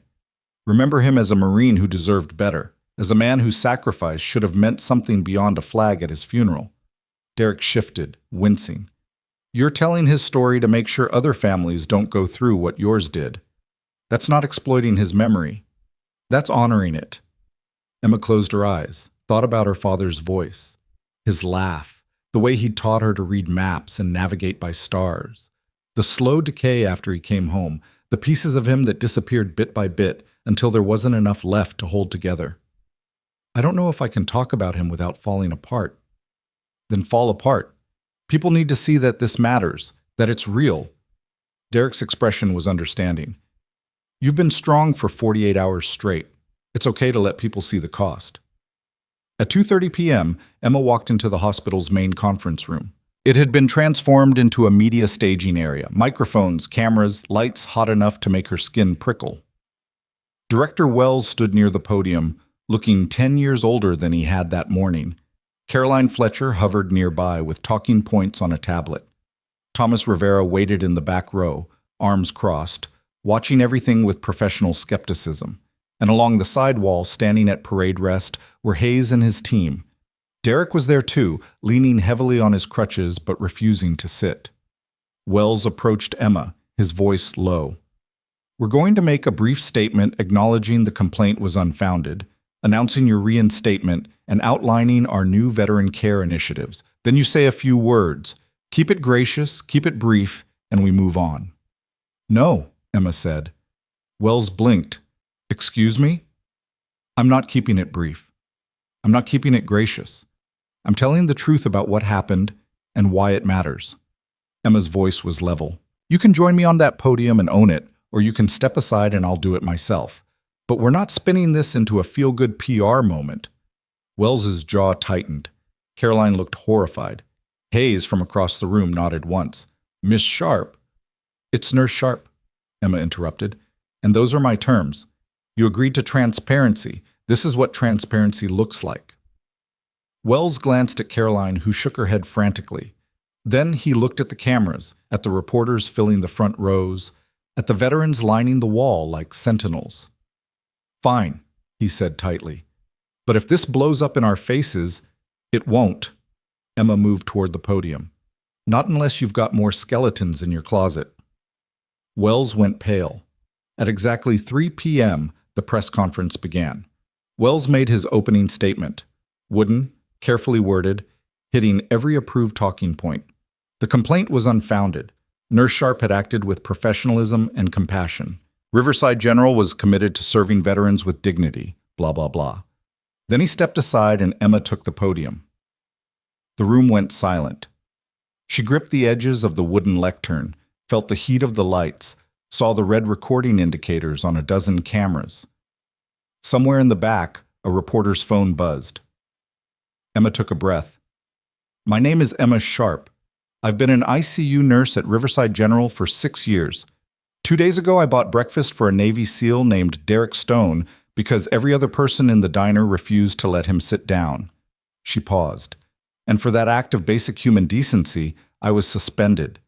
The room erupted, reporters shouting questions, cameras clicking, voices overlapping in chaos. Wells looked like he wanted to crawl under the podium. Emma raised her hand and the noise died down. "I want to tell you why I did it, not because I'm a hero, not because I wanted attention, but because my father was a Marine." She told them about Staff Sergeant Daniel Sharp, about his service in Fallujah, about the Purple Heart he earned pulling wounded men from a burning vehicle, about the PTSD that went untreated because the VA was overwhelmed and underfunded, about the way he withdrew from the world, from his family, from himself. He died 6 years ago in a motel room, alone, forgotten by the country he'd served. Emma's voice cracked, but she pushed through. "When I saw Derek Stone standing in that diner, turned away by table after table, I saw my father. I saw every veteran who gets thanked for their service and then treated like an inconvenience, and I decided I wouldn't be part of that system anymore." A reporter in the front row had tears on her cheeks. Wells stared at the floor. Hayes stood motionless, his jaw tight. "This isn't about me. It's about a culture that praises sacrifice in speeches and ignores it in practice. It's about hospitals and businesses and institutions that take veteran care funding and then punish staff who actually try to provide that care." Emma's hands were steady now, her voice clear. "Riverside General tried to silence me because it was easier than confronting their own failures. They failed." She looked directly at the camera from the largest network station. "To every veteran watching this, you deserve better. To every healthcare worker who's been told to stay quiet about injustice, speak up anyway. To every person who's ever wondered if standing up matters, it does. It always does." Emma stepped back from the podium. The room exploded with questions. What happens next? Are you suing the hospital? What do you say to Vincent Desmond? Emma ignored them all. She walked past Wells, past Caroline's horror-struck expression, past Rivera's approving nod. She walked straight to Derek. "How'd I do?" she asked quietly. "You just changed the conversation." Derek's smile was genuine. "Well done." Hayes moved in, his voice low enough that only Emma and Derek could hear. "We've got congressional staffers waiting to talk to you. 3 veteran advocacy organizations want you for their campaigns, and the VA Secretary's office just reached out." Emma's head spun. "The VA Secretary?" "Apparently she's a Navy veteran herself. She wants to use your story to push for funding increases and reform legislation." Hayes' expression was unreadable. "You just became the most valuable asset the veteran community has had in years." "I don't want to be an asset. I want to be a nurse." "Then be both." Hayes gestured to the chaos behind them. "You've got leverage now. Use it to make sure other nurses don't get punished for doing their jobs. Use it to make sure other veterans don't get turned away from diners and businesses. Use it to matter." Emma looked back at the press conference. Wells was trying to regain control, stammering through non-answers. Reporters were already typing on their phones, filing stories that would go live within minutes. Outside the windows, she could see more veterans gathering. Word had spread, bringing people from across the state to stand in solidarity. "This is going to get bigger, isn't it?" she said. "Much bigger." Derek adjusted his crutches. "Question is, are you ready for it?" Emma thought about her father, about the way he'd taught her to stand her ground, even when it was hard, especially when it was hard. "Yeah," she said, "I'm ready." The next 3 hours were a blur. Interviews with sympathetic reporters, conference calls with advocacy groups, a private meeting with 2 congressional aides who promised to introduce legislation requiring transparency in veteran care complaints. Rivera handled the legal angles. Hayes coordinated media strategy. Margaret Chen took notes and made plans for the hospital's new ombudsman program. By 7 p.m., Emma was exhausted down to her bones. She was in a private office, drinking terrible coffee and reviewing talking points for a morning show interview when Rachel burst in. "Em, you need to see this." Rachel turned on the TV. The local news was covering a developing story. Ralph Desmond's diner was burning. Flames poured from the windows, black smoke billowing into the evening sky. Fire crews battled the blaze while police held back crowds. The news anchor's voice was tense. Authorities are investigating whether this fire is connected to ongoing protests against the Anchor Diner, following allegations of discrimination against a disabled Navy SEAL. The fire department reports that accelerants were found at the scene, suggesting possible arson. Emma's coffee cup slipped from her hand, hitting the floor with a dull thud. "Oh no," she whispered. Rachel grabbed her arm. "Em, people are going to blame you. They're going to say the protests went too far, that you incited violence." "I didn't." But Emma's mind was already racing through the implications. The veterans who'd stood outside the diner with signs. The angry phone calls Ralph had mentioned. The brick through his window. Someone had taken it too far. And she was about to become responsible for it, whether she'd intended it or not. The office door opened. Hayes stood there, his expression grim. "We've got a problem," he said. "I saw. It's worse than you think." Hayes pulled up something on his phone, showed her. It was a social media post from an anonymous account. "Justice for veterans. Burn the bigots out." Attached was a photo of Ralph Desmond's diner with a target painted over it. "When was this posted?" Emma asked, her voice hollow. 3 hours ago, before the fire started." Hayes's jaw was tight. "Police are going to want to talk to you. Media is going to ask if you condone this. Vincent Desmond is already calling it terrorism." Emma sank into a chair. In 48 hours, she'd gone from suspended nurse to national symbol to potential scapegoat for arson. "I never wanted this," she said. "I know." Hayes crouched beside her chair. "But wanting doesn't matter now. What matters is how you respond. How do I respond to something I didn't do? Something I never asked for? By being clear about where you stand. By condemning violence while maintaining your position on the discrimination issue. By refusing to let this derail the actual conversation." Hayes's voice was firm. "You didn't set that fire, Emma. Some angry idiot did. Don't let them turn you into the villain." But Emma knew how these things worked. She'd watched enough news cycles to understand that nuance died in sound bites, that complex situations got reduced to tribal battles, that the story would become "Nurses' Crusade leads to arson" instead of "Veteran discrimination exposed." Her phone rang. Unknown number. She almost didn't answer. "Hello? Emma Sharp?" The voice was male, controlled, professional. "This is Detective Marcus Wright with Millbrook City Police. I need you to come down to the station for a statement regarding the fire at Anchor Diner." Emma's heart hammered. "Am I being charged with something?" "Not at this time, but we're investigating possible connections between the protests you've been associated with and tonight's arson. Your cooperation would be appreciated. I'll be there within the hour." She hung up. Hayes was already on his phone, calling Rivera. Rachel paced the small office, her face pale. Emma stood, smoothed her blazer, and forced herself to think clearly. She hadn't set the fire. She hadn't called for violence. She'd called for accountability and dignity. But someone had twisted her message into justification for destruction, and now she had to face the consequences of a movement she'd never meant to start. The police station was a squat brick building downtown, its parking lot flooded with media vans and protesters on both sides, veterans supporting Emma, local business owners condemning the arson. Emma walked through the gauntlet with Hayes and Rivera flanking her, cameras tracking every step. Inside, Detective Wright was a barrel-chested man in his 50s with graying temples and eyes that had seen too much. He led them to an interview room, gestured for Emma to sit. "For the record, you're here voluntarily," Wright said. "You're not under arrest. You can leave at any time." "Noted," Rivera said, sitting beside Emma. Wright opened a file. "Tell me about your relationship with Ralph Desmond." "I don't have one. I met him once at his diner 2 days ago." "And what happened during that meeting?" Emma recounted the story, Derek being turned away, her sharing her table, Ralph's comment in the parking lot. She kept her voice steady, clinical, like she was reporting a patient's symptoms. Wright took notes. "And after that?" "He filed a complaint with my hospital. I was suspended. Then the story went public." Emma met his eyes. "I had nothing to do with what happened to his diner." "Did you encourage protests?" "No. Veterans organized themselves. I wasn't involved."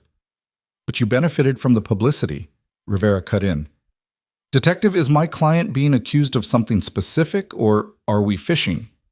Wright leaned back. "Someone set fire to Ralph Desmond's business.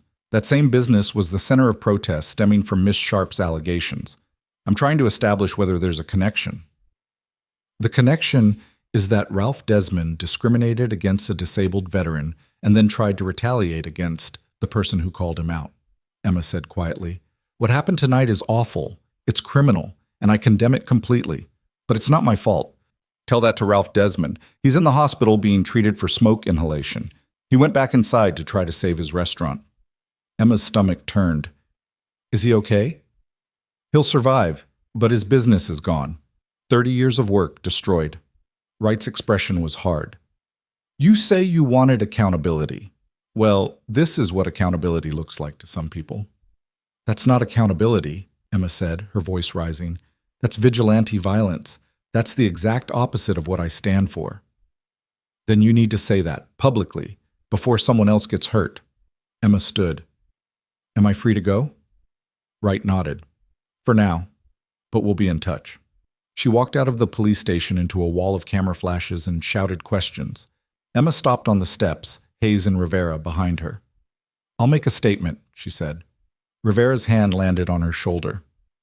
"Are you sure?" "Yes." The reporter surged forward.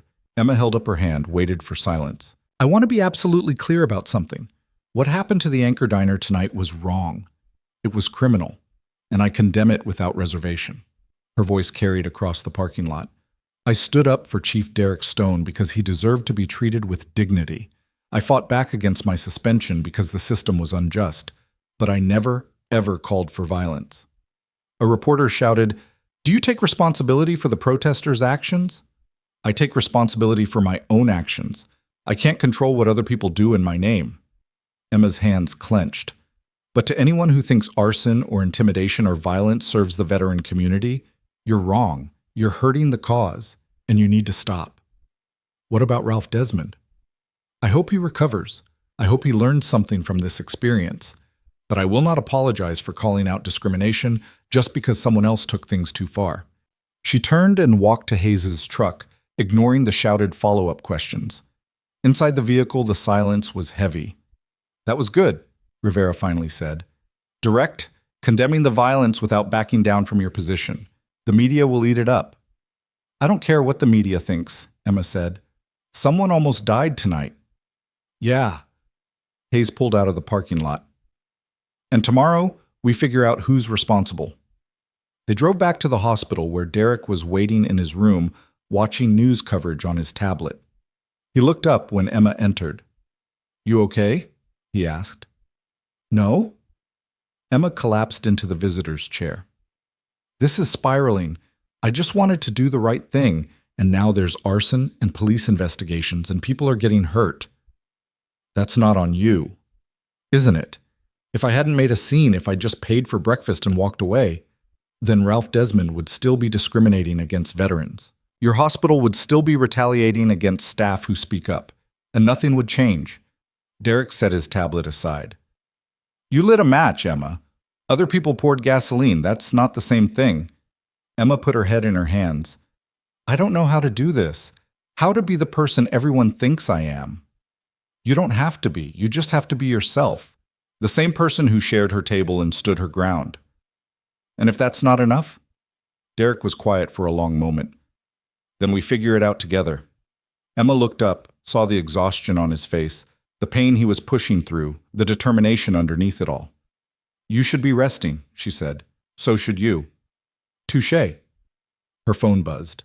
A text from an unknown number. You think you're a hero? You're just a troublemaker who destroyed an innocent man's livelihood. Watch your back. Emma stared at the message, her blood going cold. Then another text came through. And another. All threatening. All anonymous. All filled with the kind of rage that didn't care about truth or nuance or justice. Derek saw her expression. What is it? Emma showed him the phone.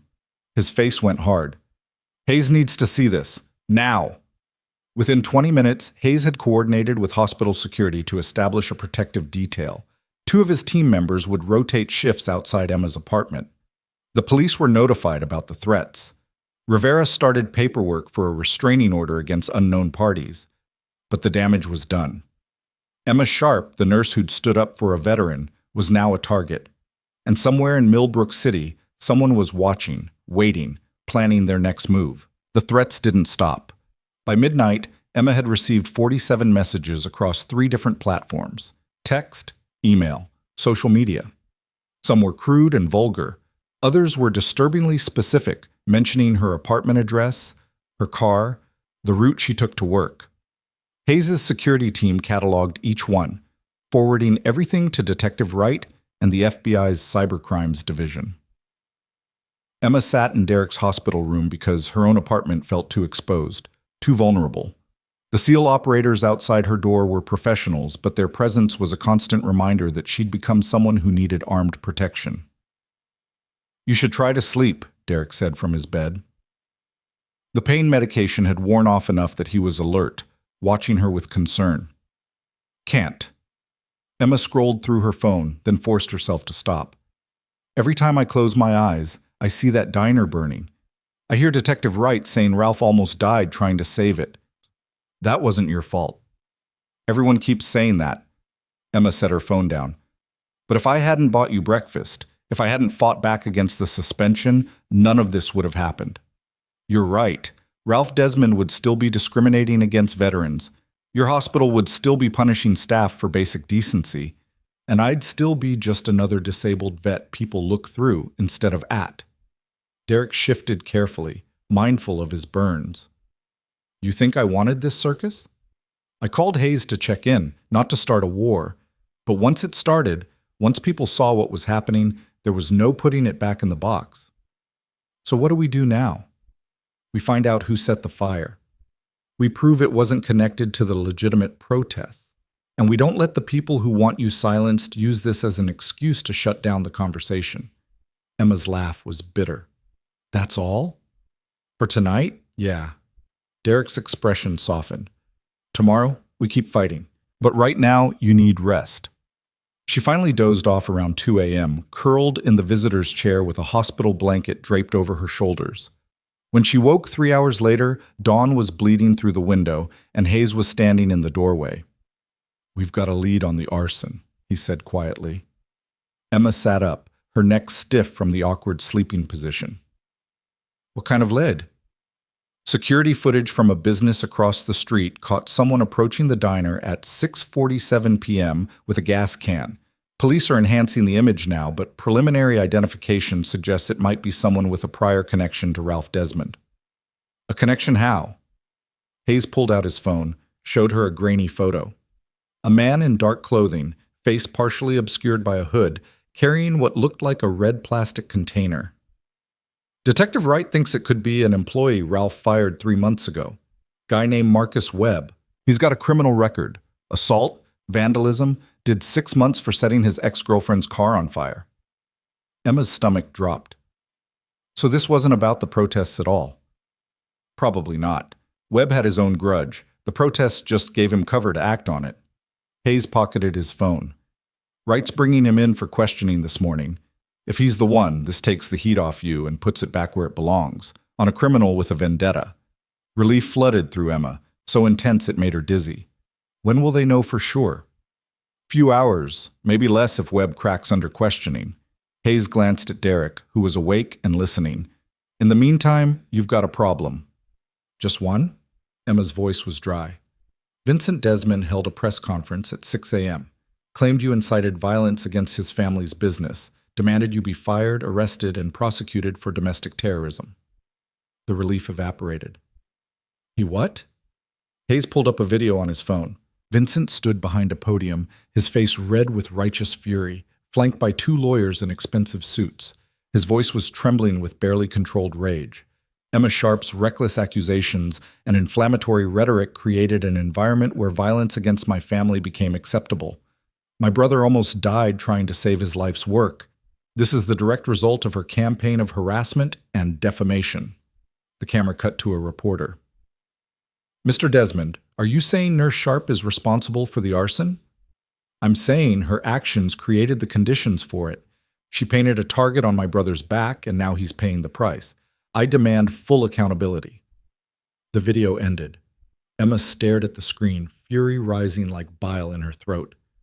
He's blaming me publicly while knowing the police have a suspect, she said. He doesn't care about facts. He cares about controlling the narrative. Hayes' voice was hard. Vincent's trying to salvage his reputation by making you the villain. If he can convince enough people that you're dangerous, unstable, a radical who incites violence, then his forced resignation looks justified. He becomes the victim instead of the corrupt board member who tried to silence you. Derek spoke up from the bed. He's also trying to scare you into backing down. If you retreat, apologize, disappear, his story wins. I'm not backing down. Emma's jaw was set. Rivera needs to respond. Now. By 8 a.m., Thomas Rivera had organized a counter-press conference outside the hospital. Emma stood at the podium flanked by Hayes, Derek in a wheelchair beside her, and a line of veterans behind them. Her hands gripped the lectern, knuckles white. Vincent Desmond is a liar, she said, her voice cutting through the morning air. He's lying about my role in the arson. He's lying about his reasons for resigning from the hospital board. And he's lying about his commitment to veterans. The reporters surged forward, cameras clicking. Police have identified a suspect in the Anchor Diner fire, a former employee with a personal grudge and a criminal history of arson. This had nothing to do with the protests, nothing to do with veteran advocacy, and nothing to do with me. Emma's voice rose. Vincent Desmond knows this, but he's desperate to make himself the victim because the truth is too damaging. She pulled out a folder, held it up. These are internal hospital emails showing Vincent Desmond systematically worked to reduce veteran care funding, tighten disciplinary procedures against staff who advocated for patients, and protect his brother's discriminatory business practices. He didn't resign because of public pressure. He resigned because he was about to be exposed. Ati, a reporter, shouted, "How did you obtain internal hospital emails?" They were provided by hospital administration as part of the investigation into my suspension. Everything here is legitimate and verified. Emma set the folder down. Vincent Desmond tried to silence me when I stood up for a veteran. When that failed, he tried to destroy my career. When that failed, he's trying to paint me as a terrorist. But I'm not going anywhere, and neither is the truth. She stepped back. Rivera moved to the microphone. My client has been fully cooperative with law enforcement. She has condemned the arson unequivocally, and she will not be intimidated by Vincent Desmond's baseless accusations. Rivera's voice was razor sharp. Furthermore, we are filing a defamation lawsuit against Mr. Desmond for his false and malicious statements. He wants accountability? He's about to get it. The press conference dissolved into chaos. Emma walked back inside with Hayes and Derek, her heart pounding so hard she could feel it in her throat. That was a declaration of war, Derek said quietly. Good. Emma's hands were shaking, but her voice was steady. I'm done playing defense. By noon, the story had shifted. News outlets were reporting on the arrest of Marcus Webb, who'd been picked up at his apartment with evidence linking him to the arson, gas receipts, a burner phone with texts discussing making Ralph pay, and traces of accelerant on his clothes. His interrogation was ongoing, but sources said he was already admitting to setting the fire. Vincent's narrative collapsed in real time. Social media turned on him, dragging up his history of controversial board decisions and failed business ventures. Former hospital staff came forward anonymously, describing a pattern of retaliation against anyone who challenged his authority. By 2 p.m., Vincent's lawyers released a statement claiming he'd been misinformed about the facts and regretted any confusion. No apology, No acknowledgement of wrongdoing, just corporate doublespeak designed to minimize damage. Emma was in the hospital cafeteria, forcing down a sandwich she couldn't taste, when Margaret Chen found her. "The board met this morning," Margaret said, sliding into the seat across from her. "Emergency session." "And?" "They voted unanimously to accept Vincent's resignation, effective immediately. They also approved full funding for the Veteran Care Ombudsman program and issued a formal apology to you and Chief Stone." Margaret's expression was cautious. "Wells wants you to know that the hospital stands behind you completely." "Wells wants me to know that he's covering his ass completely," Emma corrected. 2 days ago, he was ready to throw me under the bus. Now I'm a hero because it's politically convenient." "You're not wrong," Margaret's voice dropped. "But the Ombudsman program is real, the funding is real, and I meant what I said about wanting to make this work. We've got an opportunity to change things here. Don't waste it being angry at people who were wrong." Emma studied her supervisor. The exhaustion was still there, but so was something else: determination, purpose. "Tell Wells I'll work with the program," Emma said finally. "But I'm not doing any joint appearances with him. I'm not playing nice for the cameras." "Fair enough." Margaret stood. "For what it's worth, you've already changed more in 3 days than I changed in 6 years.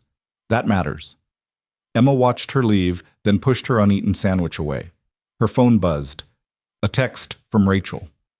"Turn on Channel 7, now." Emma pulled up the live stream on her phone. The news anchor's face was grim. "Breaking news in the Millbrook veteran discrimination case. We've just received information that Ralph Desmond, owner of the Anchor Diner, has filed a lawsuit against his brother Vincent Desmond, claiming Vincent pressured him to file the false complaint against nurse Emma Sharp." Emma's breath caught. The anchor continued. "According to court documents, Ralph Desmond alleges his brother threatened to withdraw financial support for the diner unless Ralph cooperated with a scheme to discredit Nurse Sharp and protect the Desmond family's business interests. Ralph is seeking damages and a formal apology, claiming Vincent used him as a pawn in a personal vendetta." The screen cut to footage of Ralph Desmond leaving a lawyer's office, his face haggard but resolute. A reporter thrust a microphone at him. "Mr. Desmond, why are you coming forward now?" Ralph stopped, his voice rough from smoke damage. "Because I almost died in that fire. And sitting in that hospital bed, I had time to think about what I'd done. About the veteran I turned away. About the nurse I tried to destroy because my brother told me to." He paused, his throat working. "I was wrong. Vincent used me. And I let him because I was scared and desperate and stupid. Do you stand by your original complaint?" "No, it was a lie, all of it." Ralph looked directly at the camera. "Emma Sharp did nothing wrong. Chief Stone deserved better. And I'm sorry." The feed cut back to the anchor. Emma stared at her phone, the words not quite processing. Ralph had turned on his own brother. The man who'd started this entire nightmare was now dismantling it piece by piece. Derek appeared in the cafeteria doorway, his crutches clicking against the tile floor. He navigated to Emma's table and lowered himself into a chair with practiced efficiency. "You saw?" he asked. "Yeah." Emma's voice was hollow. "Vincent's done." "He's been done since you stood up at that press conference. This just makes it official." Emma's phone rang, Rivera's name on the screen. She answered. "Did you see Ralph's lawsuit?" Rivera asked without preamble. "Just now." "This changes everything. Ralph's willing to testify that Vincent coerced him into filing the false complaint. That's conspiracy, fraud, abuse of power. The DA's office is opening a criminal investigation." Rivera's voice carried barely suppressed satisfaction. "Vincent Desmond is going to face charges. Real ones." "What about Ralph?" "Depends on how cooperative he is. If he testifies against Vincent, the DA might offer immunity or reduce charges for filing the false complaint. If he doesn't..." Rivera paused. "He's already lost his business and almost his life.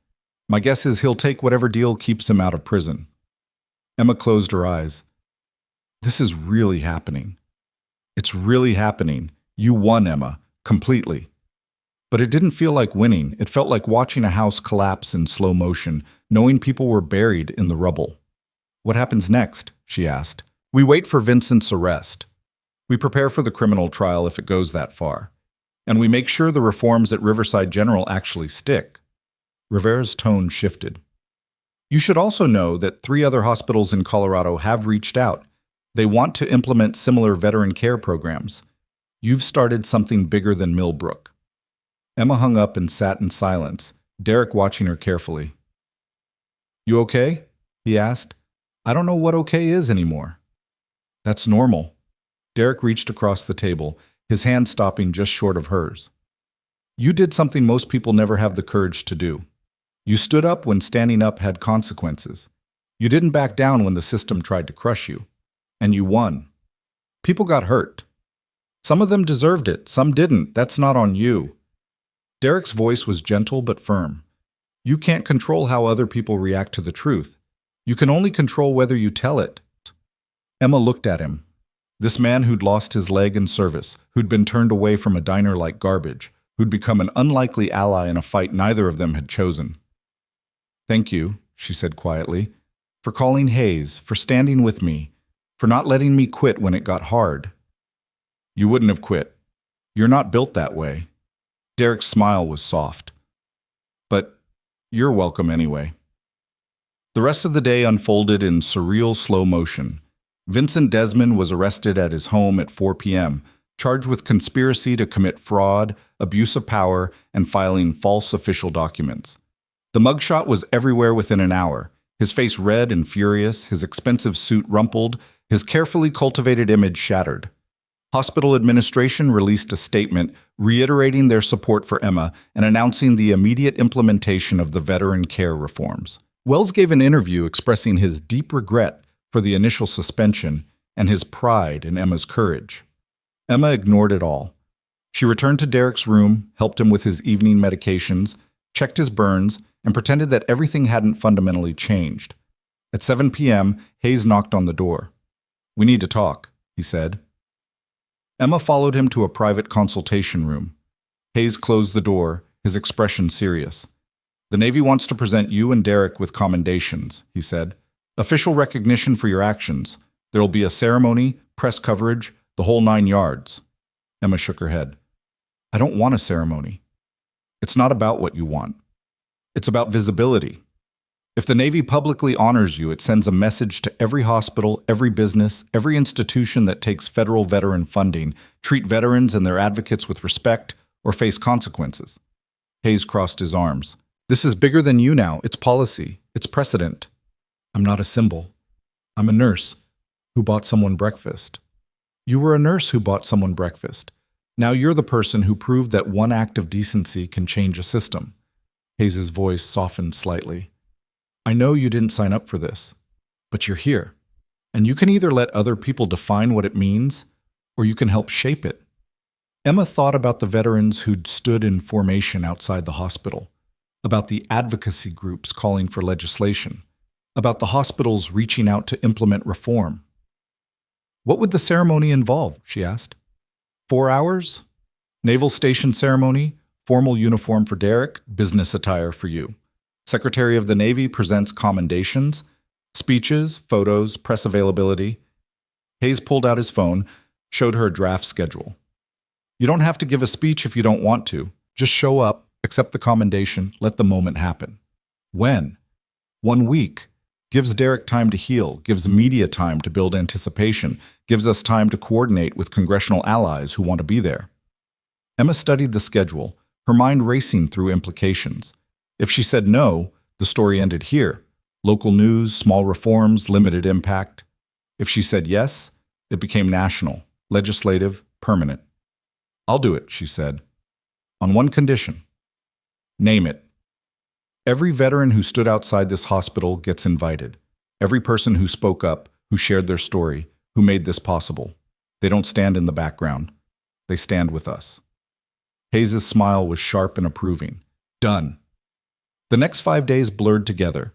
Emma returned to work at Riverside General, where she was greeted with a mixture of hero worship and carefully neutral professionalism. Some staff members thanked her. Others avoided eye contact, uncomfortable with the attention she'd brought to the hospital's failings. She didn't care. She had patients to care for, protocols to follow, work to do. Derek was discharged on day 3, his burns healing well enough to continue treatment outpatient. He'd be staying in Millbrook for another week for the ceremony, then returning to Virginia. Emma found herself simultaneously relieved and disappointed at the thought of him leaving. They'd fallen into an easy rhythm: morning coffee before she left for her shift, evening check-ins when she got home, texts throughout the day about nothing important. It felt natural in a way that relationships rarely did for Emma. "You'll keep in touch, right?" she asked the night before the ceremony, sitting on her couch while Derek occupied the armchair. His leg was propped up, his prosthetic removed for the evening. "Try to stop me." Derek's expression was warm. "Besides, Hayes is already talking about making you an honorary member of the team. You're stuck with us now." "I could think of worse fates." "So could I." The silence that followed was comfortable, weighted with things neither of them was quite ready to say. The ceremony took place at the Colorado National Guard facility outside Millbrook, a sprawling complex that had been transformed for the occasion. Flags lined the entrance, honor guards stood at attention. Media platforms had been erected along the perimeter. Emma wore a navy suit, her hair pulled back, minimal makeup. She felt exposed and self-conscious, but Hayes had been right. This wasn't about her comfort. It was about sending a message. Derek stood beside her in his dress uniform, medals gleaming on his chest, his prosthetic leg visible below his hemline. He'd insisted on being transparent about his injury, on making it part of the narrative rather than something to hide. Behind them, 73 veterans formed up in formation: Army, Navy, Marines, Air Force, National Guard. Different ages, different backgrounds, united by service and the recognition that what had happened in Millbrook mattered. The Secretary of the Navy was a woman in her 60s with steel gray hair and a presence that commanded attention. She approached the podium with military precision. "We are here today to recognize 2 individuals whose actions exemplify the values we hold sacred: courage, integrity, and unwavering commitment to doing what's right." Her voice carried across the assembled crowd. Chief Petty Officer Derek Stone and Nurse Emma Sharp reminded this nation that service doesn't end when the uniform comes off, that dignity isn't negotiable, that one person standing up can change everything. She called Derek forward first. He moved to the podium on his crutches, stood at attention as she pinned the commendation to his uniform. "For exceptional courage in rescuing 3 civilians from a burning vehicle, risking your own life to save others, and for your continued dedication to veteran advocacy, I present you with the Navy and Marine Corps Commendation Medal." The crowd erupted in applause. Derek saluted, his back straight, his expression controlled. Then Emma's name was called. She walked to the podium on legs that felt disconnected from her body. The secretary smiled at her, something genuine in her eyes. "Emma Sharp, for your extraordinary advocacy on behalf of veterans, your courage in standing against institutional injustice, and your unwavering commitment to dignity and respect for those who serve, I present you with the Department of the Navy Distinguished Public Service Award." She pinned the medal to Emma's jacket. Emma stared at it. Heavy, ornate, completely surreal. "Thank you," she managed. "No," the secretary said quietly, "just for Emma. Thank you." The ceremony concluded with a formation salute from the assembled veterans.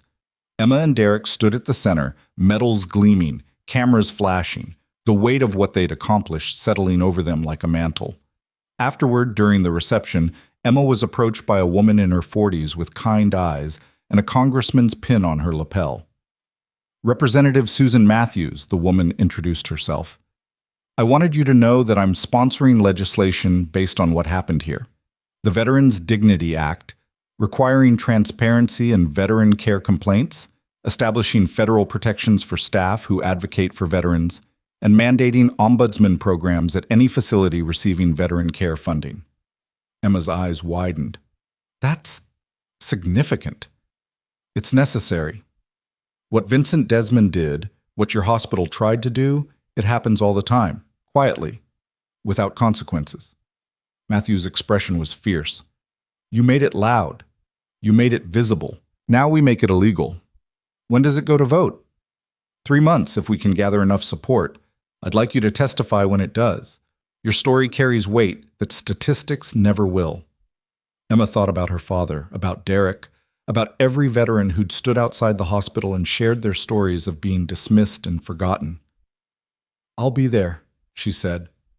The reception lasted another 2 hours.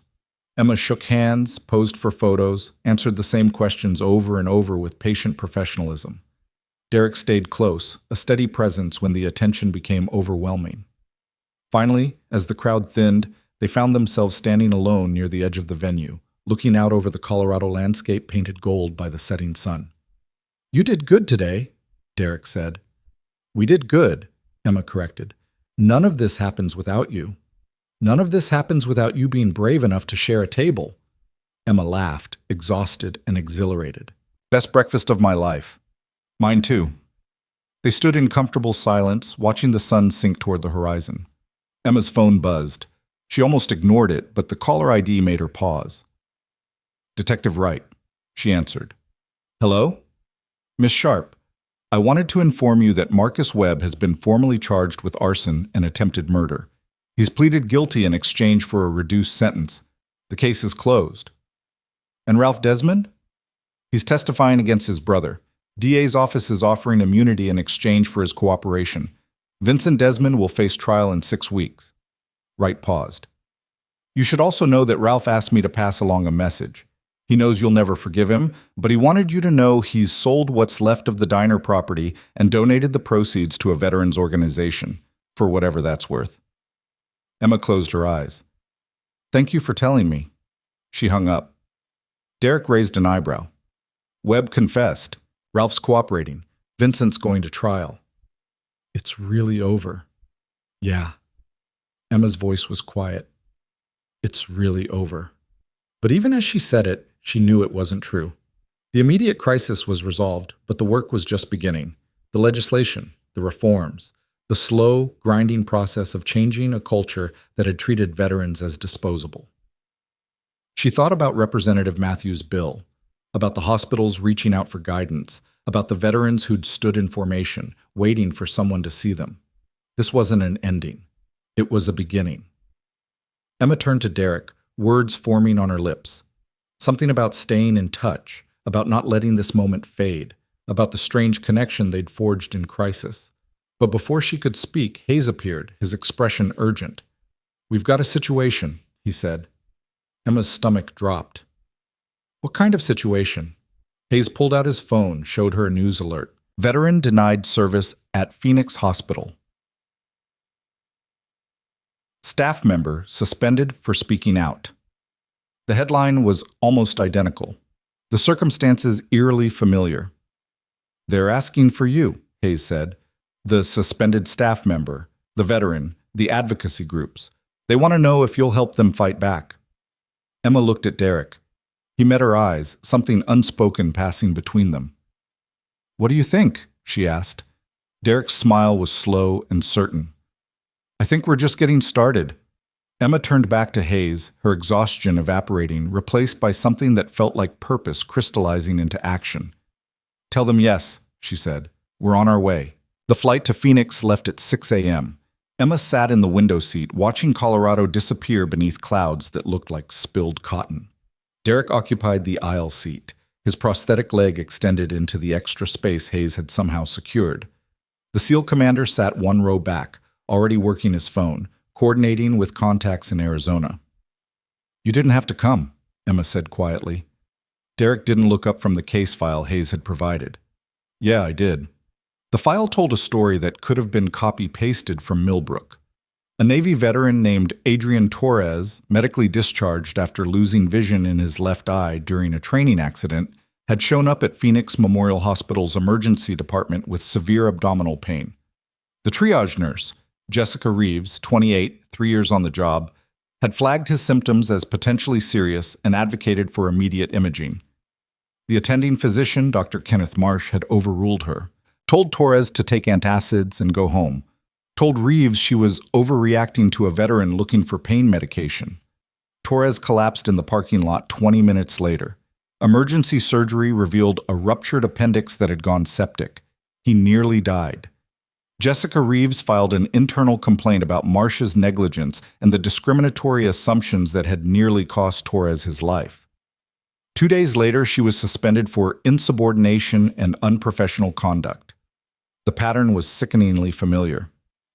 Marsh has been practicing for 32 years, Hayes said, leaning forward between the seats. Multiple complaints about dismissive treatment of minority and veteran patients. Nothing ever stuck because he's got connections. His father-in-law sits on the hospital board. Emma's jaw tightened. Let me guess. The board is protecting him. Aggressively, they're calling Reeves a troublemaker, suggesting she fabricated the discrimination angle to cover her own mistakes. Hayes' expression was hard. Torres is still in recovery, Reeves is facing termination, and Marsh is back in the ER like nothing happened. Not for long, Derek said quietly. They landed in Phoenix at 9:30, the desert heat hitting them like a physical wall when they stepped off the plane. A rental car was waiting.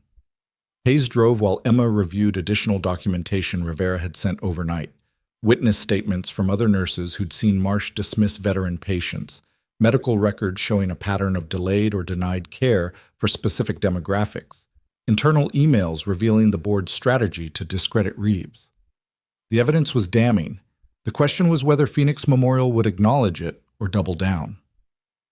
They met Jessica Reeves at a coffee shop 3 blocks from the hospital. She was slight, dark-haired, with exhaustion carved into every line of her face. Her hands shook slightly as she gripped her coffee cup. "I didn't think anyone would come," she said, her voice barely above a whisper. "When I saw your story, I thought maybe someone would care. But I've been alone for 2 weeks. My union rep says I should apologize and take a demotion. My family thinks I should just quit and find another job." Emma reached across the table, covered Jessica's trembling hand with her own. "You're not alone anymore." Jessica's eyes filled with tears. "I was just trying to do my job. Torres could have died, should have died, with the delay Marsh caused. And now I'm the problem?" "Not anymore," Hayes said. "We're going to make sure the right people are held accountable." "How?" Jessica's voice cracked. "The board won't listen. The media won't care about one more nurse getting fired." Emma thought about the veterans standing in formation outside Riverside General, about Vincent Desmond's mugshot plastered across national news, about the Veterans Dignity Act working its way through Congress. "The media will care when we give them a story they can't ignore," she said. "Trust me." They spent the next 3 hours building a strategy. Hayes contacted his media connections, reporters who'd covered the Millbrook story and were hungry for a follow-up. Rivera coordinated with local veteran advocacy groups who immediately mobilized. Derek reached out to Adrian Torres, who was still in the hospital but conscious and eager to speak out. By 2 p.m., they had a plan. By 3 p.m., they were executing it. The press conference was held on the steps of Phoenix Memorial Hospital. 50 veterans formed up behind Emma and Jessica, their presence a silent declaration. Adrian Torres sat in a wheelchair at the center, his hospital gown visible under a navy jacket someone had draped over his shoulders. The media turnout was massive. Word had spread that the nurse from Millbrook was taking on another hospital, another corrupt system. Cameras lined the plaza. Reporters jockeyed for position. Emma stepped to the microphone forest, Jessica beside her, trembling but standing tall. 2 weeks ago, Navy veteran Adrian Torres nearly died because a doctor made assumptions based on prejudice instead of medical evidence. When nurse Jessica Reeves tried to advocate for her patient, she was silenced and suspended. Emma's voice carried across the crowd. This is the same pattern we saw in Millbrook, the same institutional failure, the same prioritization of reputation over responsibility. She gestured to Torres. "Adrian, tell them what happened." Torres gripped the wheelchair's arms, his voice rough but steady. "I served 8 years. Lost my eye in a training accident. Got honorably discharged. Thought I'd left the fighting behind." He paused, gathering strength. "But when I showed up at that ER in pain, the doctor looked at me like I was a drug addict, told me I was exaggerating, sent me away." His voice hardened. "I almost died in a parking lot because one man couldn't see past his assumptions. And the only person who fought for me is being punished." Jessica stepped forward, her voice shaking but determined. "I became a nurse to help people. All people. When I saw Adrian's symptoms, I knew something was seriously wrong. But Dr. Marsh dismissed both of us, Adrian for being a veteran seeking drugs, Me for being a young female nurse who didn't know her place. She looked directly at the cameras. I was told to apologize, to accept that I was wrong, to be grateful I wasn't being fired immediately. Her chin lifted. I'm done being grateful for scraps. Adrian deserves better. Veterans deserve better. And nurses who stand up for their patients deserve support, not punishment.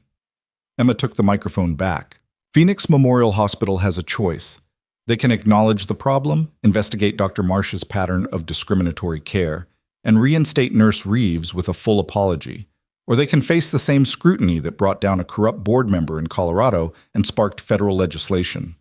A reporter shouted, "What if they refuse?" Then we make sure every veteran in Arizona knows which hospital dismissed their service. We make sure every nurse knows which institution punishes advocacy. And we make sure every dollar of federal veteran care funding gets audited until this hospital proves it deserves it. Emma's smile was sharp. We don't give up. We don't back down. We just get louder. The press conference ended with the veterans saluting Torres and Reeves.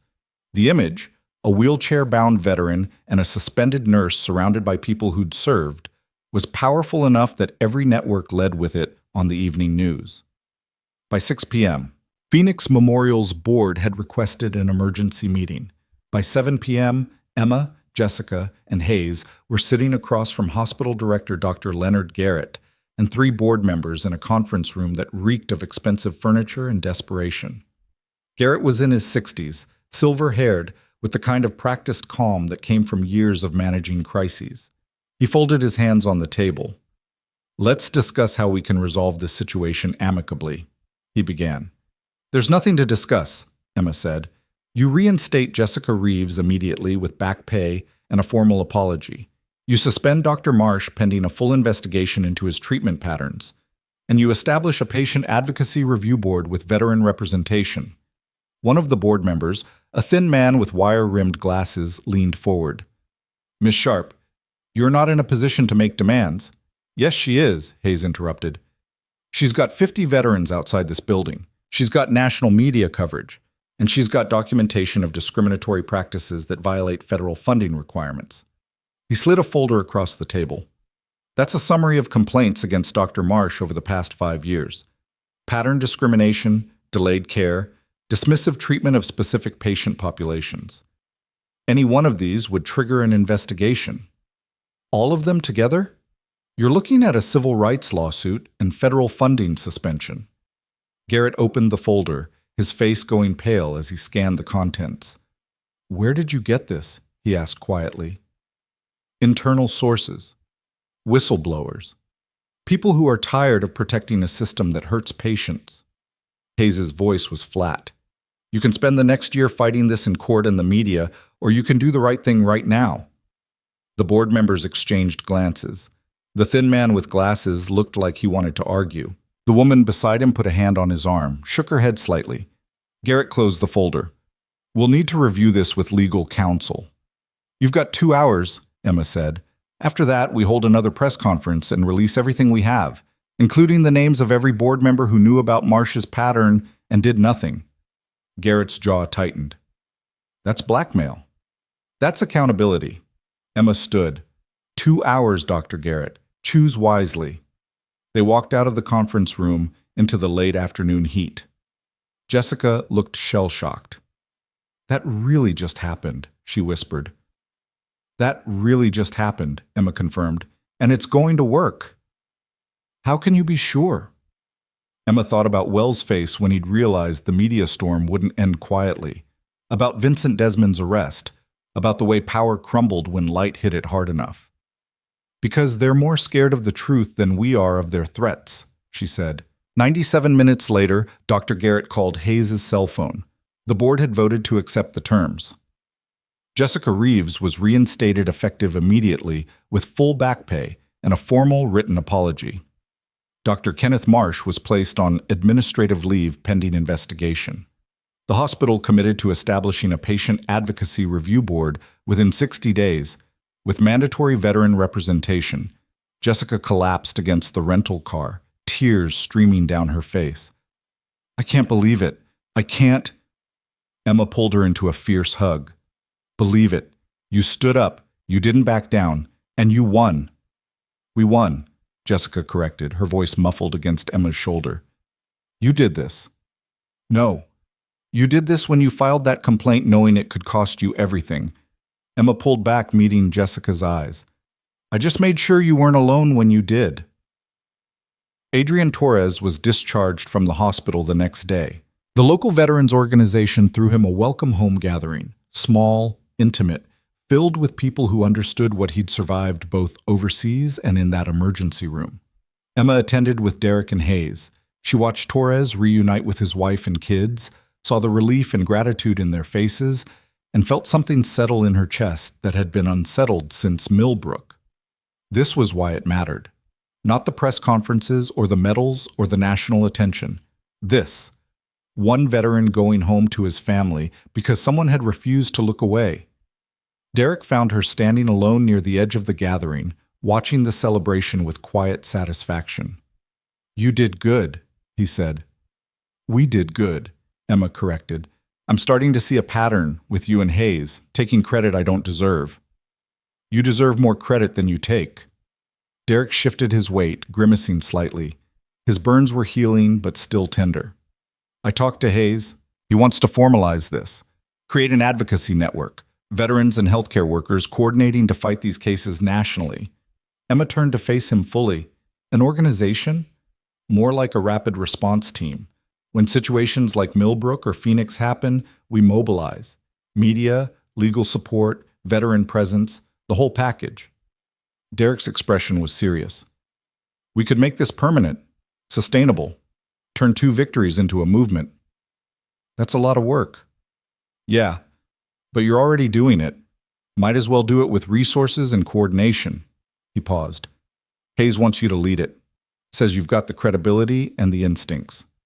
Emma's breath caught. Lead it? You'd keep your nursing job. This would be part-time at first, then we see where it goes.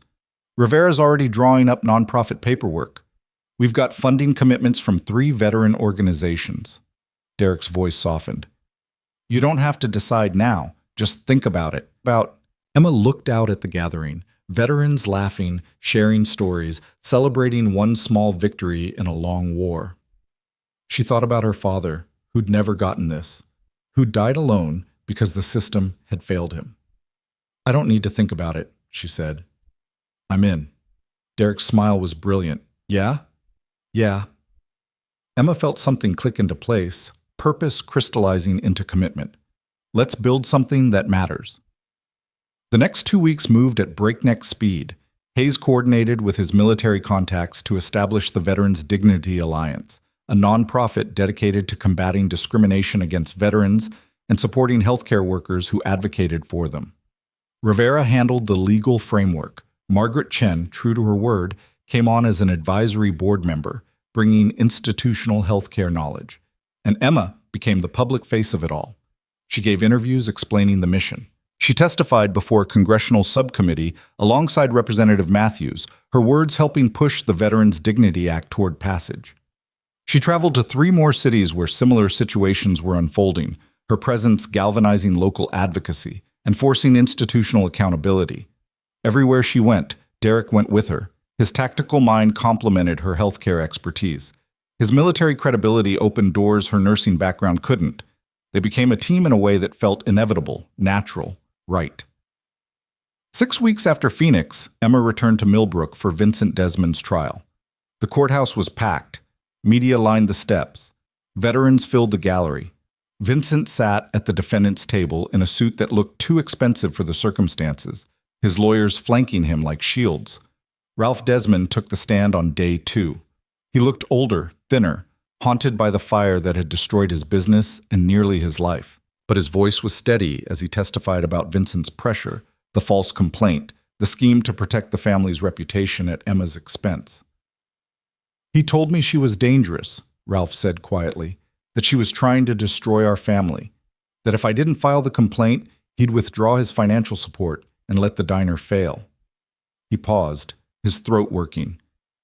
I believed him because I wanted to, because I was scared, because it was easier than admitting I'd been wrong about that veteran. Vincent's lawyers tried to discredit him, suggesting Ralph was lying to avoid his own prosecution. But the emails were there. The paper trail was there. The pattern was undeniable. Emma testified on day 3. She walked the jury through everything: the diner, the suspension, the threats, the systematic abuse of power. She kept her voice level, her facts precise, her emotion controlled. When Vincent's lead attorney tried to paint her as an opportunist seeking publicity, she met his eyes without flinching. "I bought breakfast for a man who'd served his country because it was the right thing to do. Everything that happened after that was a direct result of Vincent Desmond trying to punish basic human decency. If that makes me an opportunist, then I'm guilty as charged." The jury deliberated for 4 hours. Guilty on all counts, Vincent Desmond was sentenced to 18 months in federal prison, 5 years probation, and permanent disqualification from holding any position involving oversight of public funds. His reputation was destroyed. His career was over. His legacy was corruption and cowardice. Emma watched the sentencing from the gallery, Derek beside her, Hayes behind them. She felt no triumph, no satisfaction, just a quiet certainty that justice, however delayed, had finally arrived. Outside the courthouse, reporters swarmed. Emma gave a brief statement. "This verdict isn't about revenge. It's about accountability."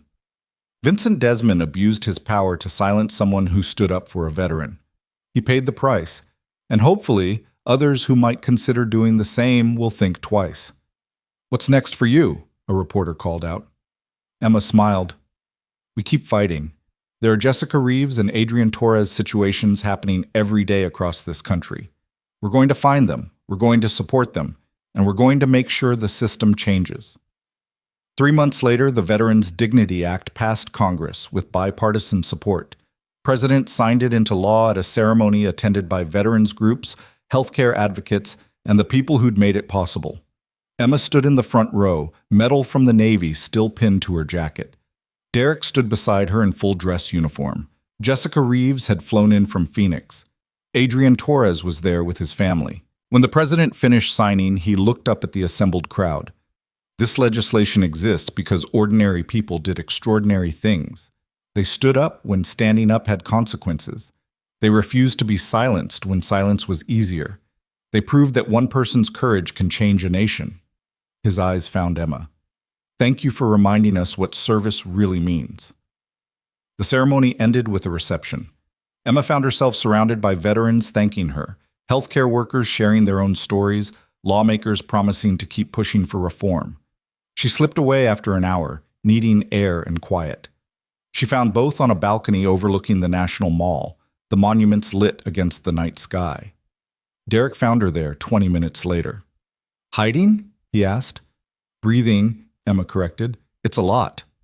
"Yeah." Derek leaned against the railing beside her, their shoulders almost touching. "For what it's worth, you handled it perfectly." I couldn't have done any of this without you." "That's not true. You'd have found a way." Derek's voice was soft. "But I'm glad I got to be part of it." They stood in comfortable silence, watching tourists move between monuments, the city alive with purpose and history. "I've been thinking," Derek said eventually, "about what comes next. The Alliance is just getting started. We've got cases in 7 states, funding for 3 full-time staff positions, a database of volunteer advocates." "I meant for us," Derek interrupted gently. Emma's breath caught. She turned to face him, found him already looking at her with an expression that made her heart stutter. "Us?" she managed. "I'm in Virginia. You're in Colorado. We've been doing this long-distance dance for 3 months, and it's working, but—" Derek reached out, his hand finding hers. "I don't want distance anymore. I want to wake up and have coffee with you before you go to work. I want to plan strategy sessions over dinner. I want to build this thing we started together, actually together." Emma's throat tightened. "Derek, you don't have to answer now, but I'm transferring to the Navy's regional command in Colorado. Hayes approved it. I'll be based out of Denver, which is close enough to Millbrook that we can figure out the logistics." His thumb brushed across her knuckles. "If you want to." Emma thought about the past 3 months. The late-night phone calls when cases got hard. The way Derek understood the work without her having to explain. The quiet moments between chaos when they just existed together, easy and right. She thought about her father, who'd taught her that standing up mattered even when it was hard. She thought about Derek, who'd stood up beside her and never wavered. "I want to," she said quietly. "Very much." Derek's smile was sunrise bright. He pulled her close, his forehead resting against hers, the noise of the reception fading into background static. "Good," he whispered, "because I'm not going anywhere." They kissed on that balcony overlooking monuments to service and sacrifice, two people who'd found each other in crisis and built something that mattered from the wreckage. 6 months later, Emma stood in Riverside General's newest wing, the Veterans Care Center, fully funded and operational. The Ombudsman office was staffed by a former Army medic who understood both healthcare and military culture. The protocols were clear, the oversight transparent, the commitment genuine. Margaret Chen had been promoted to Chief Nursing Officer, her first major initiative ensuring that advocacy was valued, not punished. Dr. Waverly had quietly retired, replaced by an attending who actually listened to his nurses. The hospital that had tried to silence Emma had become a model for veteran care. She walked through the wing with Derek, who'd just returned from a deployment supporting training operations. His transfer had gone through. They'd found an apartment halfway between Denver and Millbrook that felt like home in a way neither of them had expected. "Your dad would be proud," Derek said quietly, watching Emma review a patient chart with one of the new nurses. Emma looked up, surprised. "What made you think of him?" "Because this is his legacy as much as yours. He served, he sacrificed, he deserved better." Derek's voice was gentle. "You made sure other veterans get what he should have had. That matters." Emma felt tears prick her eyes, but they were good tears, healing tears. "Yeah," she said, "it does." That evening, she returned to her apartment and pulled out a box from the back of her closet. Inside were her father's medals, his dress uniform, photographs from his service. She'd avoided looking at them for years, the grief too raw, the loss too sharp. But now she could see them differently, not as reminders of failure, but as evidence of sacrifice that had finally been honored. She set the box on her dresser, her father's purple heart beside the medal the Navy had given her. 2 generations. 2 different kinds of service, connected by the belief that doing the right thing mattered, even when the cost was high. The Veterans Dignity Alliance continued to grow. By the end of the year, they'd handled 47 cases across 16 states. 39 resulted in policy changes or personnel accountability. 8 were still in progress. 0 had been abandoned. Emma balanced her nursing work with Alliance leadership, finding that the two complemented each other in unexpected ways. Her clinical skills informed her advocacy. Her advocacy made her a better nurse. Derek became the Alliance's operations director, bringing military precision to their rapid response protocols. Hayes remained an advisory board member, his network of contacts invaluable for cutting through bureaucratic resistance. Jessica Reeves joined as their Southwest Regional Coordinator, her experience in Phoenix making her perfect for supporting other healthcare workers facing retaliation. And 1 year to the day after Emma had shared her table with Derek at the Anchor Diner, they returned to that spot. The building was gone, demolished after the fire, but the lot had been purchased by a veterans organization and transformed into a memorial park. Benches, a flagpole, plaques honoring local veterans. At the center stood a simple stone marker, in memory of all veterans who served with honor and deserved to be seen. Emma and Derek stood before it, hands linked, surrounded by the people who'd made this possible. Hayes and his team, Margaret Chen, Rachel Kim, Thomas Rivera, the 73 veterans who'd stood in formation outside the hospital. A small ceremony marked the anniversary. The mayor spoke about change. Veterans shared stories. Emma was asked to say a few words. She stepped forward, Derek beside her, and looked at the assembled crowd. "A year ago, I bought breakfast for a stranger. That small act became something bigger than I ever imagined, not because I'm special, but because it mattered." She paused, choosing her words carefully. Every day people make choices about whether to look away or lean in, whether to stay silent or speak up, whether to accept injustice or fight back. She gestured to the memorial park. This exists because enough people chose to lean in, to speak up, to fight back, and it will keep existing as long as we remember that one person's courage can change everything.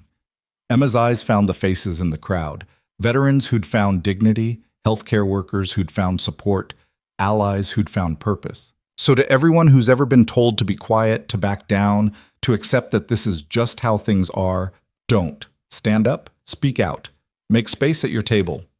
She smiled. You never know what might happen when you do. The ceremony ended with a flag raising, veterans saluting, civilians placing hands over hearts, the fabric catching wind and snapping against blue Colorado sky. Derek pulled Emma aside as the crowd began to disperse. You know what I realized? He asked. What? That diner owner told you not to encourage that kind of scene. Derek's smile was soft. And you responded by creating the biggest, most important scene of your life. Emma laughed, the sound bright and free. I guess I did. Good. Derek kissed her forehead. Don't stop. Don't plan to. They walked back to Derek's truck, past the memorial that marked an ending and a beginning, past the space where a small act of kindness had sparked a movement. Emma Sharp had been a nurse trying to do her job. Then she became a woman who wouldn't be silenced. Then she became a symbol of what courage looked like when it stood its ground. And finally, she became exactly who she was always meant to be. Someone who made sure that veterans were seen, healthcare workers were protected, and basic human dignity was non-negotiable. The Navy SEAL who'd asked to share her table had changed her life. But she'd changed his too. And together they'd changed a system that desperately needed changing. The work would continue. More cases would come. More fights would need fighting. But Emma was ready. She'd learned that standing up was hard. She'd learned that justice was worth the cost. And she'd learned that sometimes the most powerful thing you could do was make space for someone else's humanity. One table at a time, one veteran at a time, one act of courage at a time, until the whole world finally understood that service deserved more than empty gratitude. It deserved recognition. It deserved respect. It deserved a seat at the table. And Emma Sharp would spend the rest of her life making sure every veteran got exactly that.